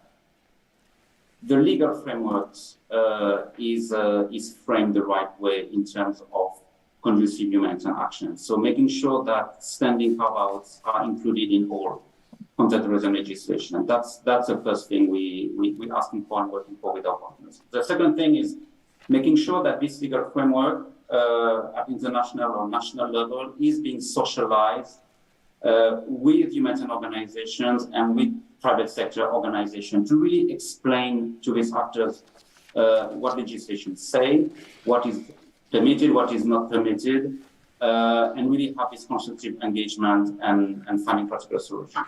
And the last two areas we work on is risk management. We're really trying to move with our donors in particular from a conversation on risk avoidance to a discussion on risk mitigation. We need to acknowledge that in areas where we work, there are risks in terms of counterterrorism. At the same time, ignoring this risk and not doing anything will not make us progress. So we need to manage these risks the proper way. And one way to do that is first to acknowledge that today, most humanitarian organizations have due diligence policies and risk mitigation measures in place that work pretty well. Today, to my knowledge, there's no credible report that suggests that there is systematic aid diversion to the benefit of terrorist groups. And the last area we work on is really with member states here in New York to try to depoliticize humanitarian action in the context of counterterrorism. So, for instance, we have the negotiation on the global counterterrorism strategy starting at the UN very soon. And here, the objective for us will be to make sure that member states acknowledge that there is an issue in terms of impact of counterterrorism on principal humanitarian action, and that the counterterrorism strategy needs to be used to mitigate the risk we see. With that, over to you, Jacob. Thank you so much. There's a lot that I already want to come back to in terms of, you talk about consensus. Jan talked about consensus this morning, but having worked in Washington NGO coordination meetings, the idea of humanitarian consensus seems as, a pipe dream of some sort. But let me turn to you, Naz. You've obviously been following these issues for many years. How do you see, in particular, the UN system evolving to dial back some of the most challenging elements of CT sanction regimes and other points of progress or challenges that remain? Yeah, thank you so much, Jacob. And it's really good to be here with my old friends, Aurélien and Hichem and others. And thank you so much to the organizers, particularly for allowing us to participate virtually. So, Jacob, as you said, this has been a journey of, I think, over a decade for many of us working on these issues. And so I'll try to answer your question just very briefly with a few reflections. One, on kind of your question about the UN system as a whole. Two, perhaps an unusual bright spot that Aurélien alluded to, this new resolution 2664.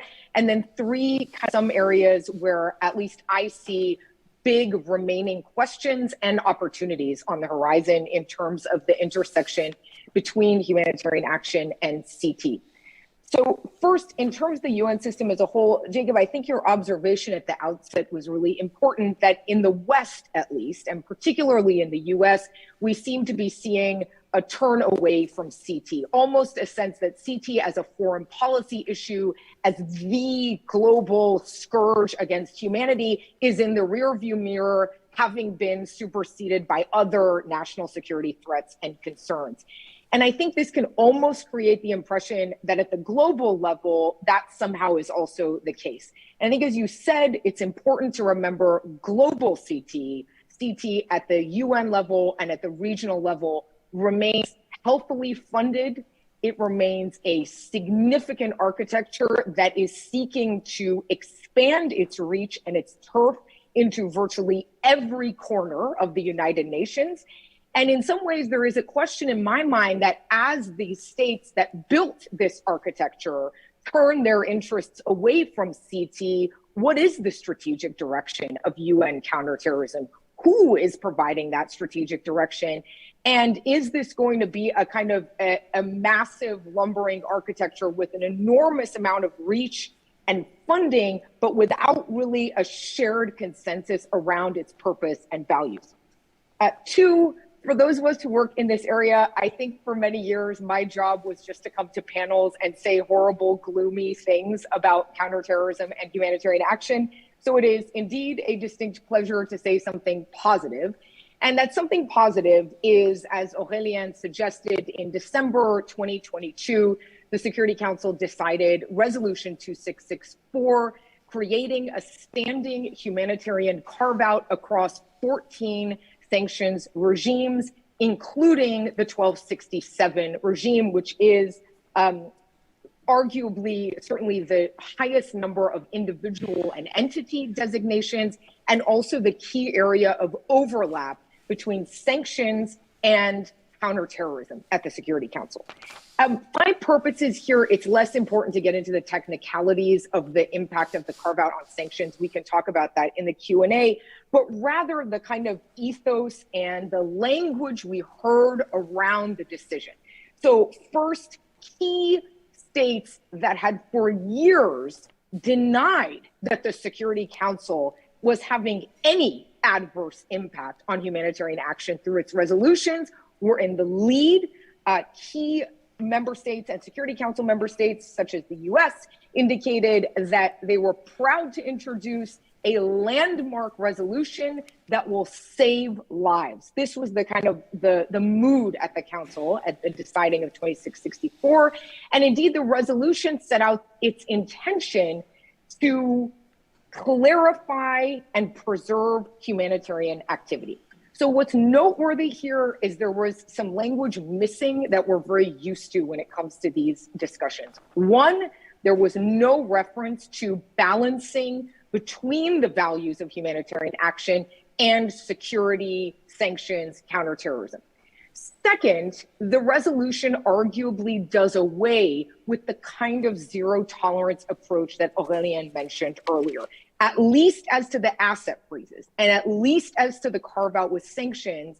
The Council appears to be embracing a pretty significant shift in its security policy that says, when it comes to humanitarian action, we understand that there are going to be transfers of resources to designated individuals and entities, and we accept that risk when it comes to the narrow scope of 2664.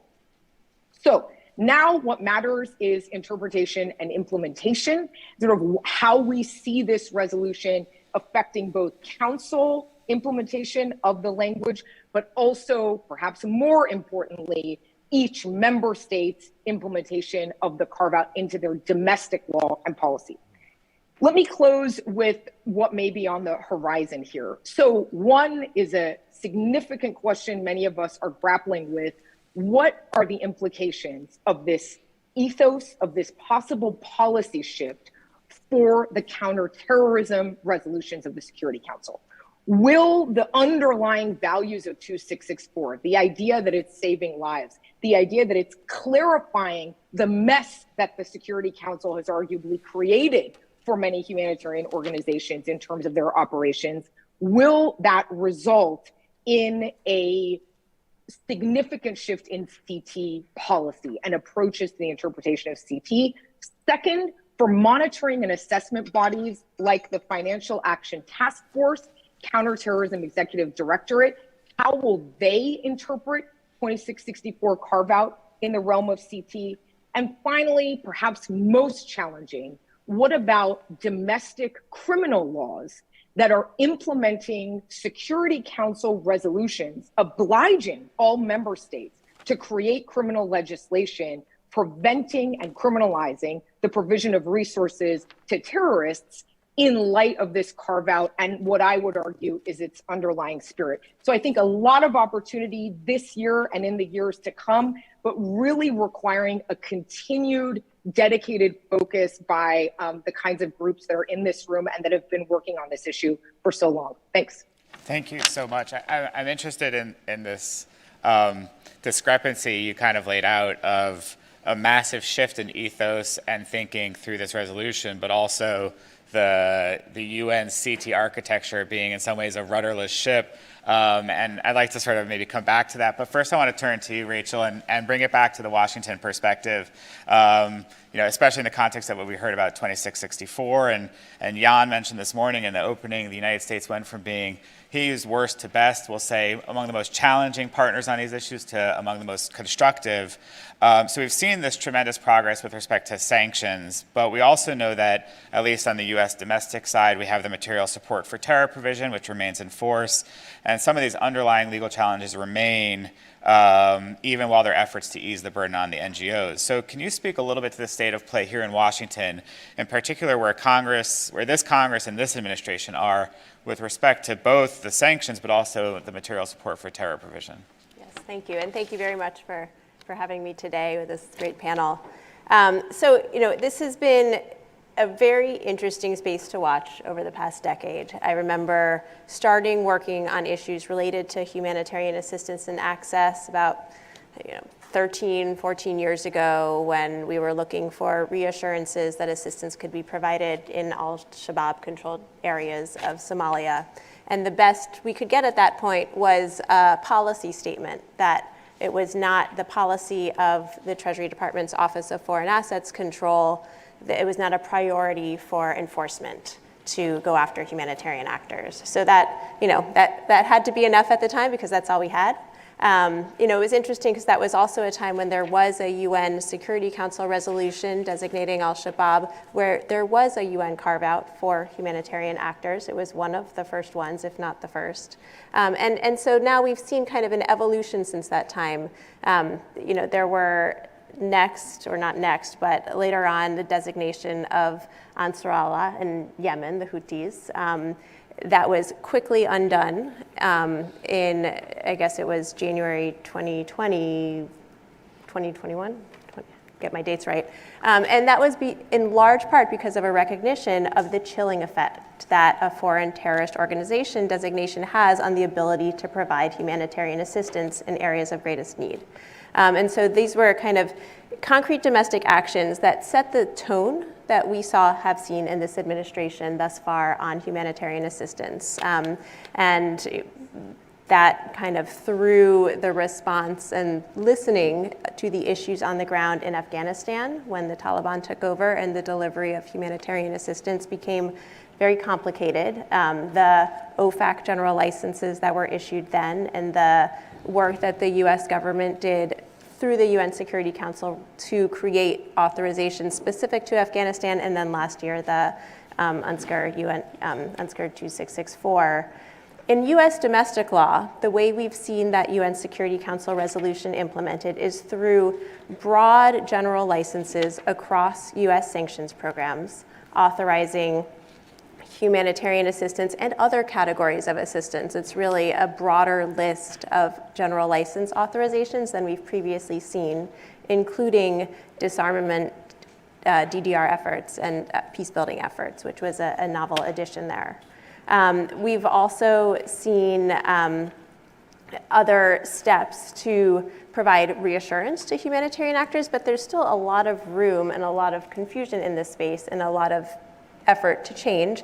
And there's pushback, especially in Congress, especially with a House that's skeptical at times of the benefit and utility of humanitarian assistance as against the counter-terrorist priorities and policies, and a lack of understanding about what it is necessary to provide assistance on the ground. And so these are the areas now where I see the greatest need and the greatest work going forward. And I think part of this is identifying, okay, so we have the US implementation of UNSCR 2664 through these UN general, through these OFAC general licenses. That's the way the US has done it. Other countries are doing it differently, so we're already getting to a patchwork of local laws. But looking at the US example, just as one specific example of all the complexities here, the way that the authorizations have been implemented are through the sanctions program. So that's under the International Emergency Economic Powers Act, the IEEPA statute, which is the basis for most US sanctions.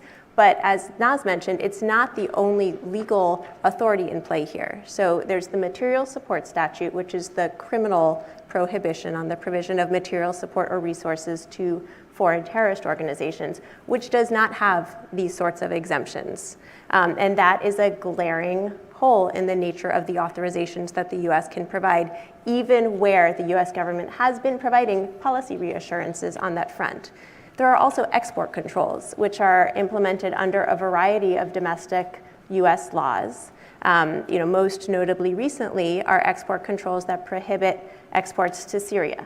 And we saw the real impact that these export controls have had on the ability to quickly and effectively provide a humanitarian response to the earthquake, because it creates an additional lag time that requires review and authorization by the Commerce Department's Bureau of Industry and Security before items can be exported or re-exported into Syria to provide this humanitarian response.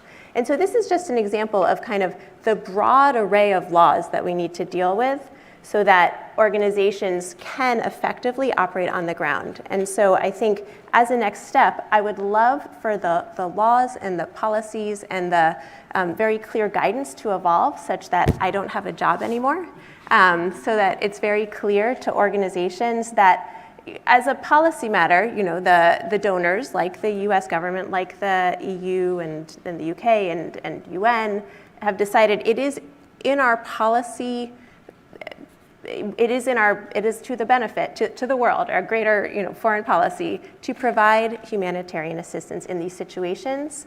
So then taking a perspective from the ground, speaking to the actors who need to implement that assistance and really take stock, identify all the remaining roadblocks that are there, because there are many, and then meticulously and effectively chip away at them so that resources can go to those in need while preventing and mitigating the risk of diversion to terrorists, but in a way that's not going to serve as a roadblock to humanitarian assistance going forward.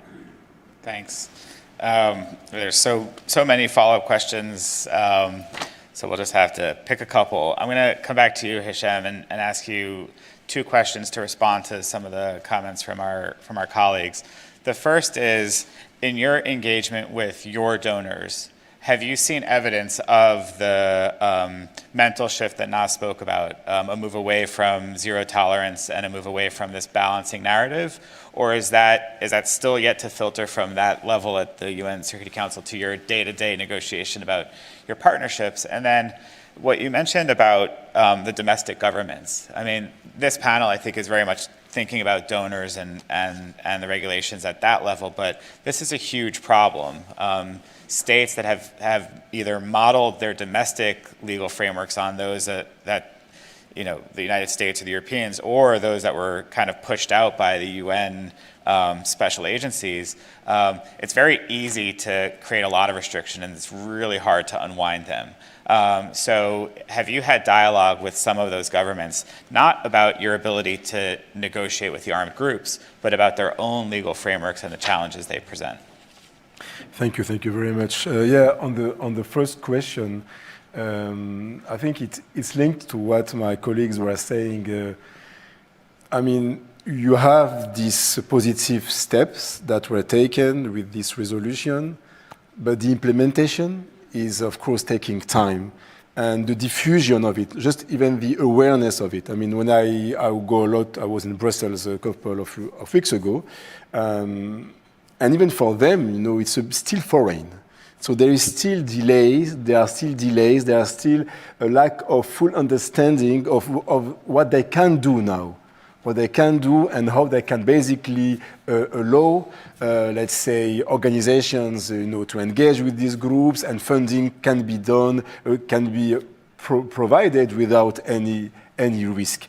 So we still have these delays. How we mitigate them? By ourselves, NRC, of course, and other colleagues, continuing to educate.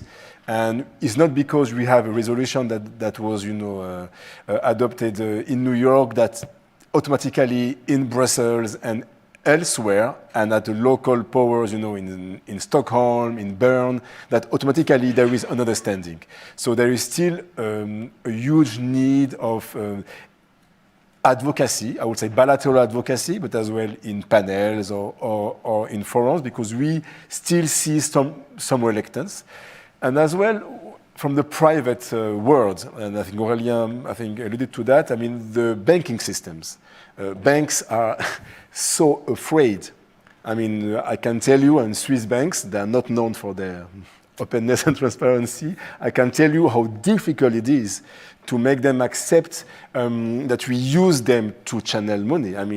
It's our biggest nightmare. And I say Geneva Call, but I think I can speak on behalf of other organizations.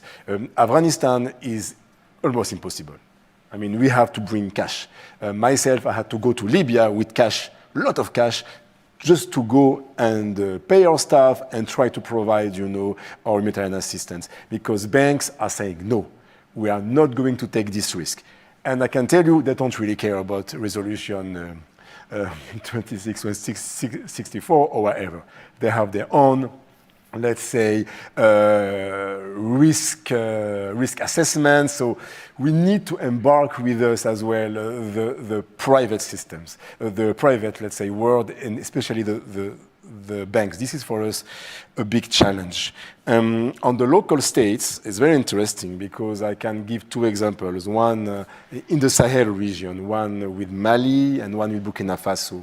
With Mali, since, of course, the coup d'etat and, let's say, the stronger, let's say, positioning of the current government, which is a military government. I was in Mali, I think, last month. Everyone from the cabinet directors to the deputy ministers, they're all colonels. So they come from the military. So I can tell you they don't know a thing about what we'll be discussing right now. So it's extremely difficult. They would not even understand.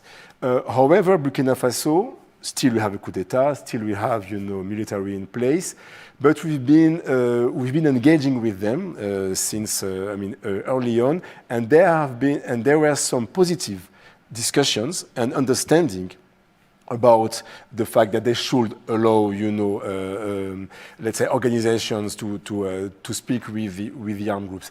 And why here? Because there is an understanding that this is one of the only ways to reach sustainable peace. I think it's really different how the host government is positioning itself. If it's coming from the only solution is to crush armed groups because they are all enemies, then it's very hard to discuss with. If we have a government that understands that it's not a solution because it does not work, and they saw examples like the US in Afghanistan. I mean, you have a mighty power with an alliance of I don't know how many countries that had to run from guys in flip-flops and Kalashnikov in their hands. So they see that maybe it's not the solution. So one solution could be discussing, talking. And if they can't, maybe other can, like Geneva Call or other organizations. So it's really at what stage the government is in their thinking.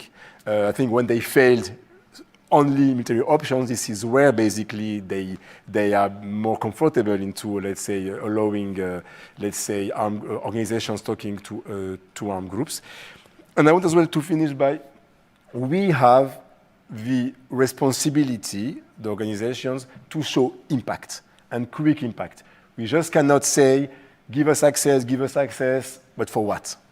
And then years after years, we don't show things. I think this is very important because there is a strong perception from armed groups, from the states, that we are not in the country for the things that we've been saying we've been doing. There is a lot of, I can tell you, allegations, and these have been told directly by host governments, by armed groups leaders, that you guys are here for spying on us, you are working with the West against us. This exists. I mean, I can tell you, it's not just paranoia, it exists, I've been told. So we have as well to come and show concrete and clear impact for populations to basically counter this narrative. Yeah. Thanks. Thank you. And thank you for raising the question of impact. You're talking about the impact of your operations, but I want to turn to you, Naz, and talk about the impact of the sanctions. I mean, especially in Washington, you get the question like, well, what haven't you done? How has it been, what has been impacted negatively? And oftentimes you end up trying to prove a counterfactual. You're trying to make a quantitative assessment of stuff that didn't happen. And so I'm curious, from your perspective, what is the importance of having good data on the impact? And having observed the process in New York, I mean, how much of it was a data-driven argument and how much of it was, a narrative or kind of a higher level argument where the data was an important piece of it, but it wasn't driven by that kind of hard number crunching? Yeah, thanks, Jacob. It's a hugely important and difficult question. So my impression is that in New York, it depends, I think, how we define data. So I think if you include qualitative testimonies from the field, evidence from interviews, structured interviews, then certainly the amount of research and advocacy and information gathering that's been carried out by groups like NRC, Interaction, OCHA, and others was crucial. I think if we mean data in terms of real quantitative data of impact, and this idea throughout the years that many member states in the context of CT have said, well, we want to know exactly how many people are losing their lives because of CT regulation, or we want to know exactly how many convoys are not getting through because of CT regulation. I advise humanitarian organizations to push back on this request. I think on a few grounds. One is that causal link, the idea that a counterterrorism resolution at the Security Council could be directly linked in some satisfactory statistical manner to humanitarian outcomes is not an ask that you can deliver on for a variety of reasons. It doesn't mean there is no impact. It just means that that's not a challenge a humanitarian organization should accept, in my view. But second, and much more importantly, it is asking humanitarian organizations in many jurisdictions and in many contexts, not least of which the US, to document their violation of criminal laws. So you cannot undertake a quantitative assessment of impact in a meaningful manner, certainly not in an academically or statistically meaningful manner, in a context in which part of the impact is that the organizations need to be able to document activities which could be seen as criminal under overbroad legislation in a variety of jurisdictions. So I think data matters, evidence certainly matters. You want to have evidence-informed policymaking, but I think it's crucial for humanitarian actors to be clear about the limits, both on what can be identified through research, and second, to be clear about the unacceptable risks that would be posed to humanitarian actors seeking to, quote, prove that impact, and put it back on the donors, put it back on the member states. You know, if you are the ones providing funding for humanitarian action, then it is your responsibility to ensure that that is being done in an efficient and effective manner. But I think it is difficult and in some cases bordering on impossible to provide quantitative data of impact in a manner that can be seen as directly causal. Thanks. I'm reminded of the from The Wire, you know, Stringer Bell. You don't take notes on a criminal conspiracy, right? Asking people to document their own violations seems like a bit unfair. So maybe like let's just stay with OCHA then and come back to you, Aurélien. You know, as a coordinating mechanism, how do you at OCHA track the impact of these CT measures? You know, what OCHA has access challenges, you know, tracking methodologies. So how do you think about tracking this impact, given that role of coordination and that's somewhat removed from the NGO day-to-day experience? Thanks. I mean, it's complicated because, as Rachel and Naz suggested, in any context, you have a web of legislation, resolution, counterterrorism legislations, sanctions regime that apply. And very often, what member states want to know is what is the concrete impact of one particular measure. This is almost impossible to entangle, and we see it right now in the context of Syria, the Syria earthquake response. So that's why, a bit building on what Naz said, we've been very careful not to fall too much in that trap, to put it this way, of like constantly arguing on what is, and stay at the level of saying, look, this web creates very concrete, this web of measures creates very concrete hurdles, and we need to address it together and build this advocacy on with very powerful examples and telling examples. So, and that has worked to some extent, and it has really contributed to changing the discussion between humanitarians, member states, and counterterrorism actors. Having said that, having worked a lot on the Afghanistan exemption, but also on 2664 resolution, what made the real difference and what really triggered the policy shift Rachel described is a political dynamic. Let's not be naive about that. It's sanctions in particular have become a very contentious issue between member states at the UN. And there was a willingness from some states to show that their sanctions were not the reasons for humanitarian issues in particular crises. So that's really what in Afghanistan, but also in other places. So that's really one of the key elements. In other words, you can have the best data possible, and we should give data, but it's not enough. You need to have some political will, and in this case, the starter line. Just maybe one or two side comments to say that we will have to see in the coming months if what applies to sanctions will be translated in the counterterrorism agenda of the UN. And I'm saying that because there's not many areas of consensus right now at the UN between member states, as you can imagine. But one area of consensus is actually that they need to fight terrorism, and that member states at national level needs to have the latitude to do it the way they see best fit. So we really need to see whether this will be confirmed. And one last remark says that one flip side I want to flag of this incremental progress is that measures taken by the Security Council and member states also come with obligation for humanitarian organizations. The obligation to show impact of humanitarian programs, but also of exemptions, but also obligations to report more and more on different aspects of around aid diversion, due diligence policies to member states. And we need to make, and that's perfectly normal and perfectly okay, but we need to make sure that that doesn't become a way to control humanitarian actions by political actors. Over to you. Thanks.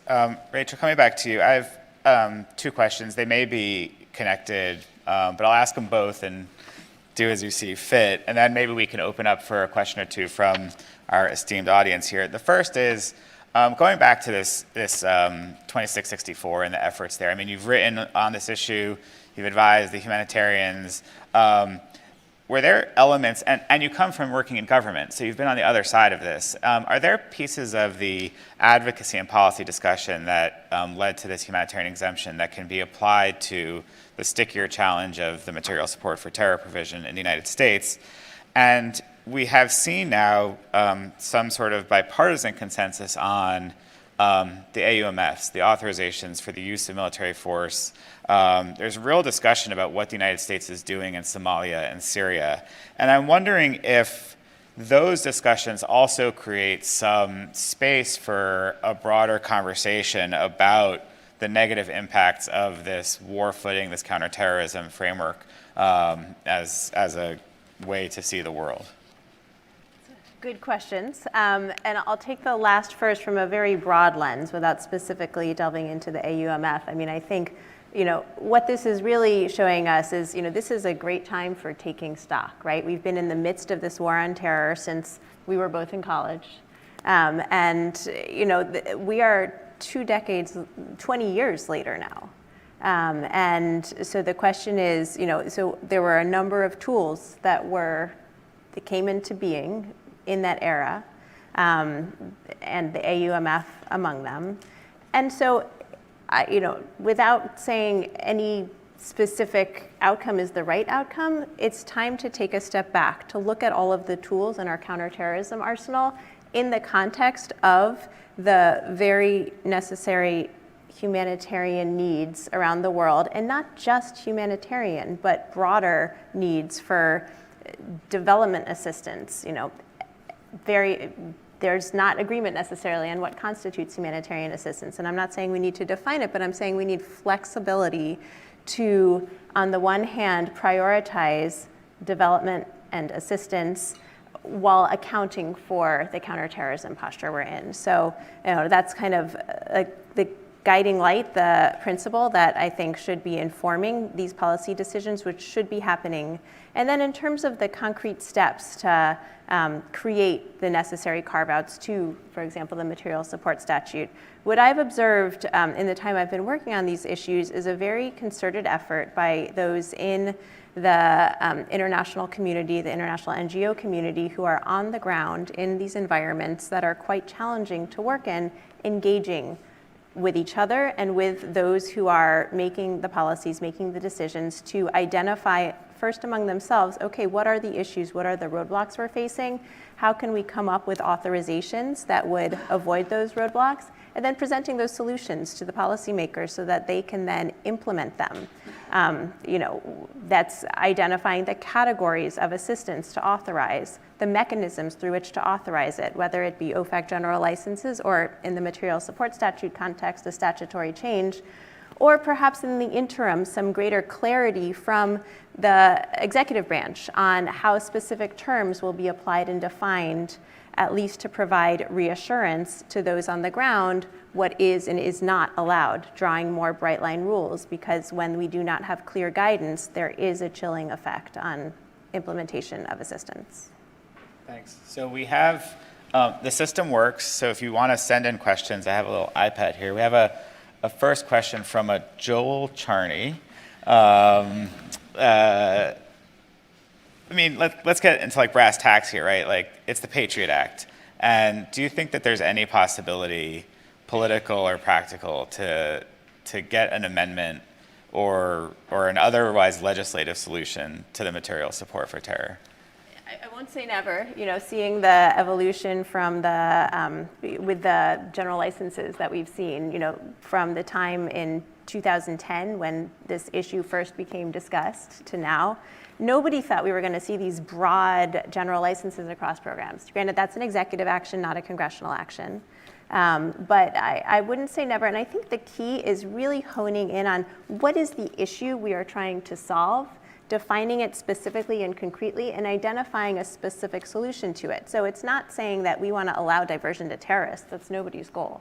We want to prevent assistance from being diverted to terrorists, but we want to do it in a way that allows the organizations that have been tasked and mandated to provide that assistance to carry out their jobs using the congressionally appropriated funds oftentimes to do it. And so again, I think specific definitions might help get over some roadblocks in Congress, but who knows? It's a long game. Yeah, you think about the example that Hisham raised of carrying bags of cash. I mean, from an accounting and a tracking of donor funds, it's the bitter irony is these regulations have created methodologies to get around them that fundamentally undermine the intent of the regulations, and it makes it a very complex issue to handle. Any more questions from the audience before we turn back to our panelists for some final thoughts? Feel free, don't be shy. Okay, great. While we wait, you can also send them in. I have the iPad here. Let me maybe come back to you, Naz. I mean, perhaps the same question I put to Rachel here in your crystal ball. And it's the way that you describe this shift in terms of the loss of the language of balancing the interests and that shift away from zero tolerance. I mean, I can remember writing my own NGO reports where it was almost like Control A. You put that sentence in at the beginning, and then you moved on to what you wanted to say. What can we expect to see in the future? Are there things down the pipeline that we should be looking at to focus our efforts? We had a conversation this morning about advocacy around access. Where are, in a limited community, right? The humanitarian community of advocacy is quite small. So where should efforts be focused?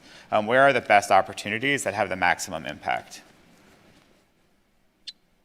Yeah, that's a great question. And I think, just building on what Rachel said, but connecting that with something Aurelian said at the beginning, of course, the really tricky thing about this advocacy is it's true that no humanitarian organization would say our goal is to provide support to terrorists. It is also true that 2664 does envision the possibility of transfers of resources in narrow and particular contexts.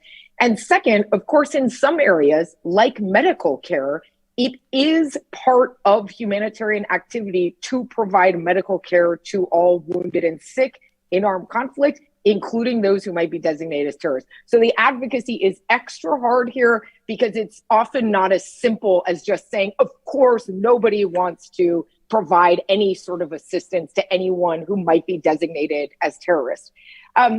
Second, your question is a very particular one. In a limited number of advocates and people who have the resources to be focused on advocacy, and in a world of many ways in which this problem manifests, I, at this moment, would not advise focusing on the material support statute in the United States. Of course, Rachel is right that we can't predict, but my crystal ball does not see drastic change from Congress to the material support statute anytime soon. I would focus more on advocacy related to further implementation by the executive branch of 2664, expanding into CT, and perhaps equally importantly, ensuring that CT implementation in a number of other jurisdictions, so host countries, but also other donors, reflects the perhaps new ethos. And finally, as Hisham said, private sector, private sector, private sector. How do you take these changes and ensure that governments are actually communicating to banks and other entities that there is an expanded range of conduct that can be engaged in by the private sector which would not expose them to liability. I think that is where I would focus limited resources and be realistic about what looks like it could at least shift or start to change, as opposed to those areas where, of course, we would like to see changes, but where we may not see the political possibility in the US right now. Thanks. We do have a question up front here, so if one of our friends with the mic can reach you. If not, you can just ask the question and I'll repeat it for our online audience.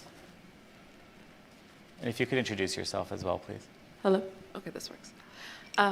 Hi, my name is Leticia Diatezwa. I'm a contractor for the Department of State. I particularly had a question to follow up on your questions about maximum efforts. In the previous discussions we've heard throughout the morning, there have been both an emphasis on a need for advocacy, but also on a need to understand the limitations of the extraneous efforts being put on local actors, particularly what they're able to do and what they're not able to do.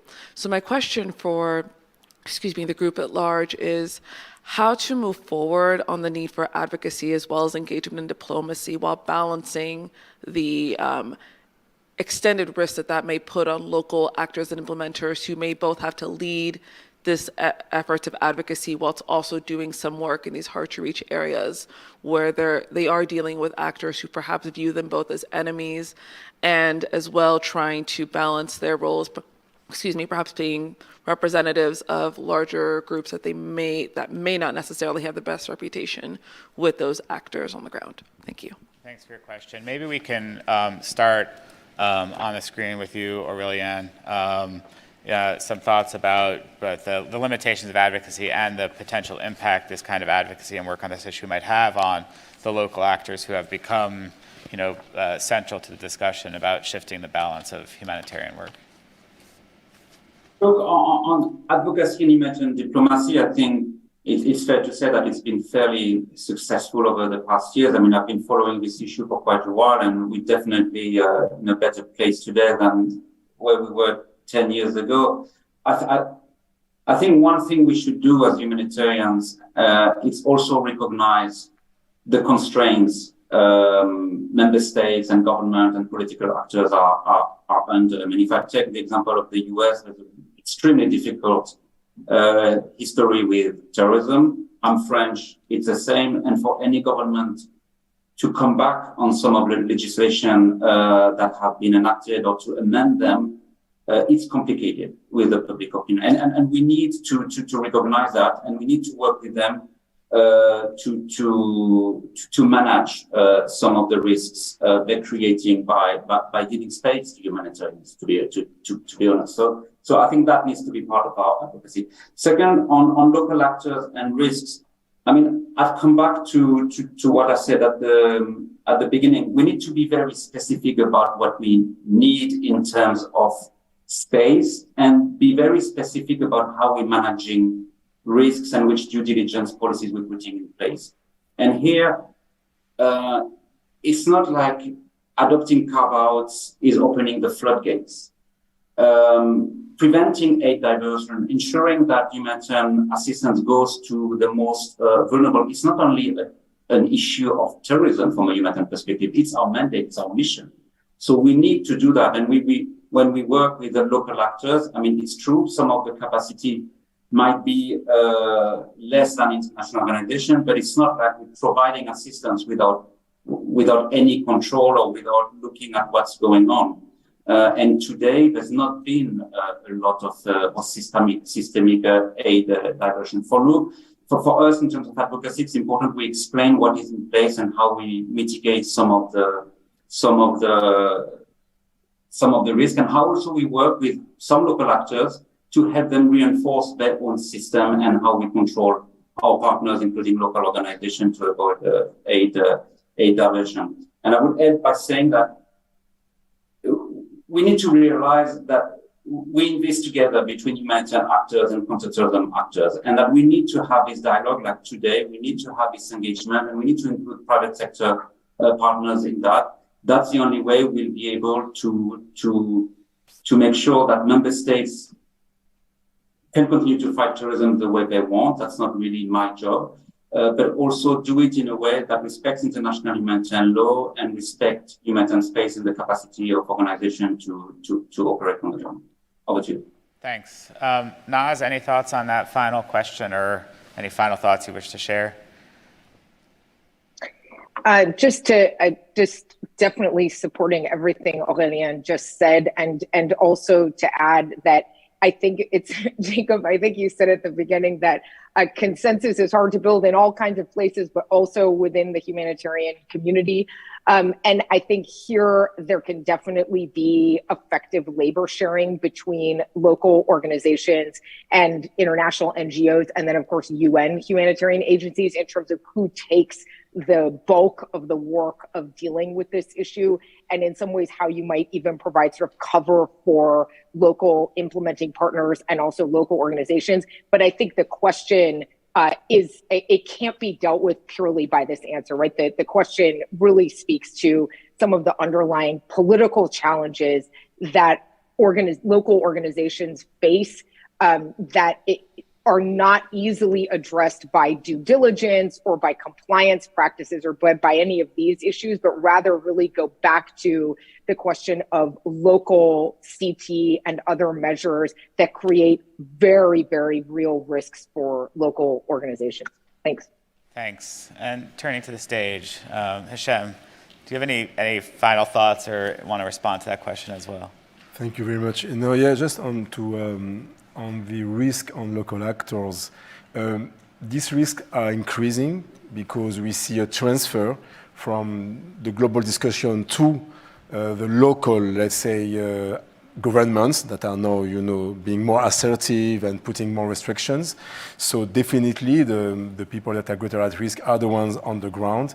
And here, one way as well is to better equip them with the knowledge and the fact that what they do is legal.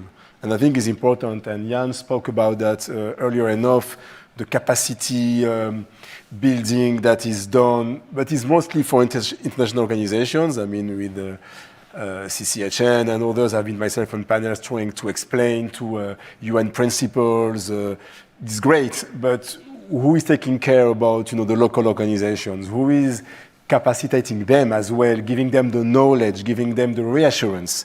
And you are reassured when you know that what you do is legal.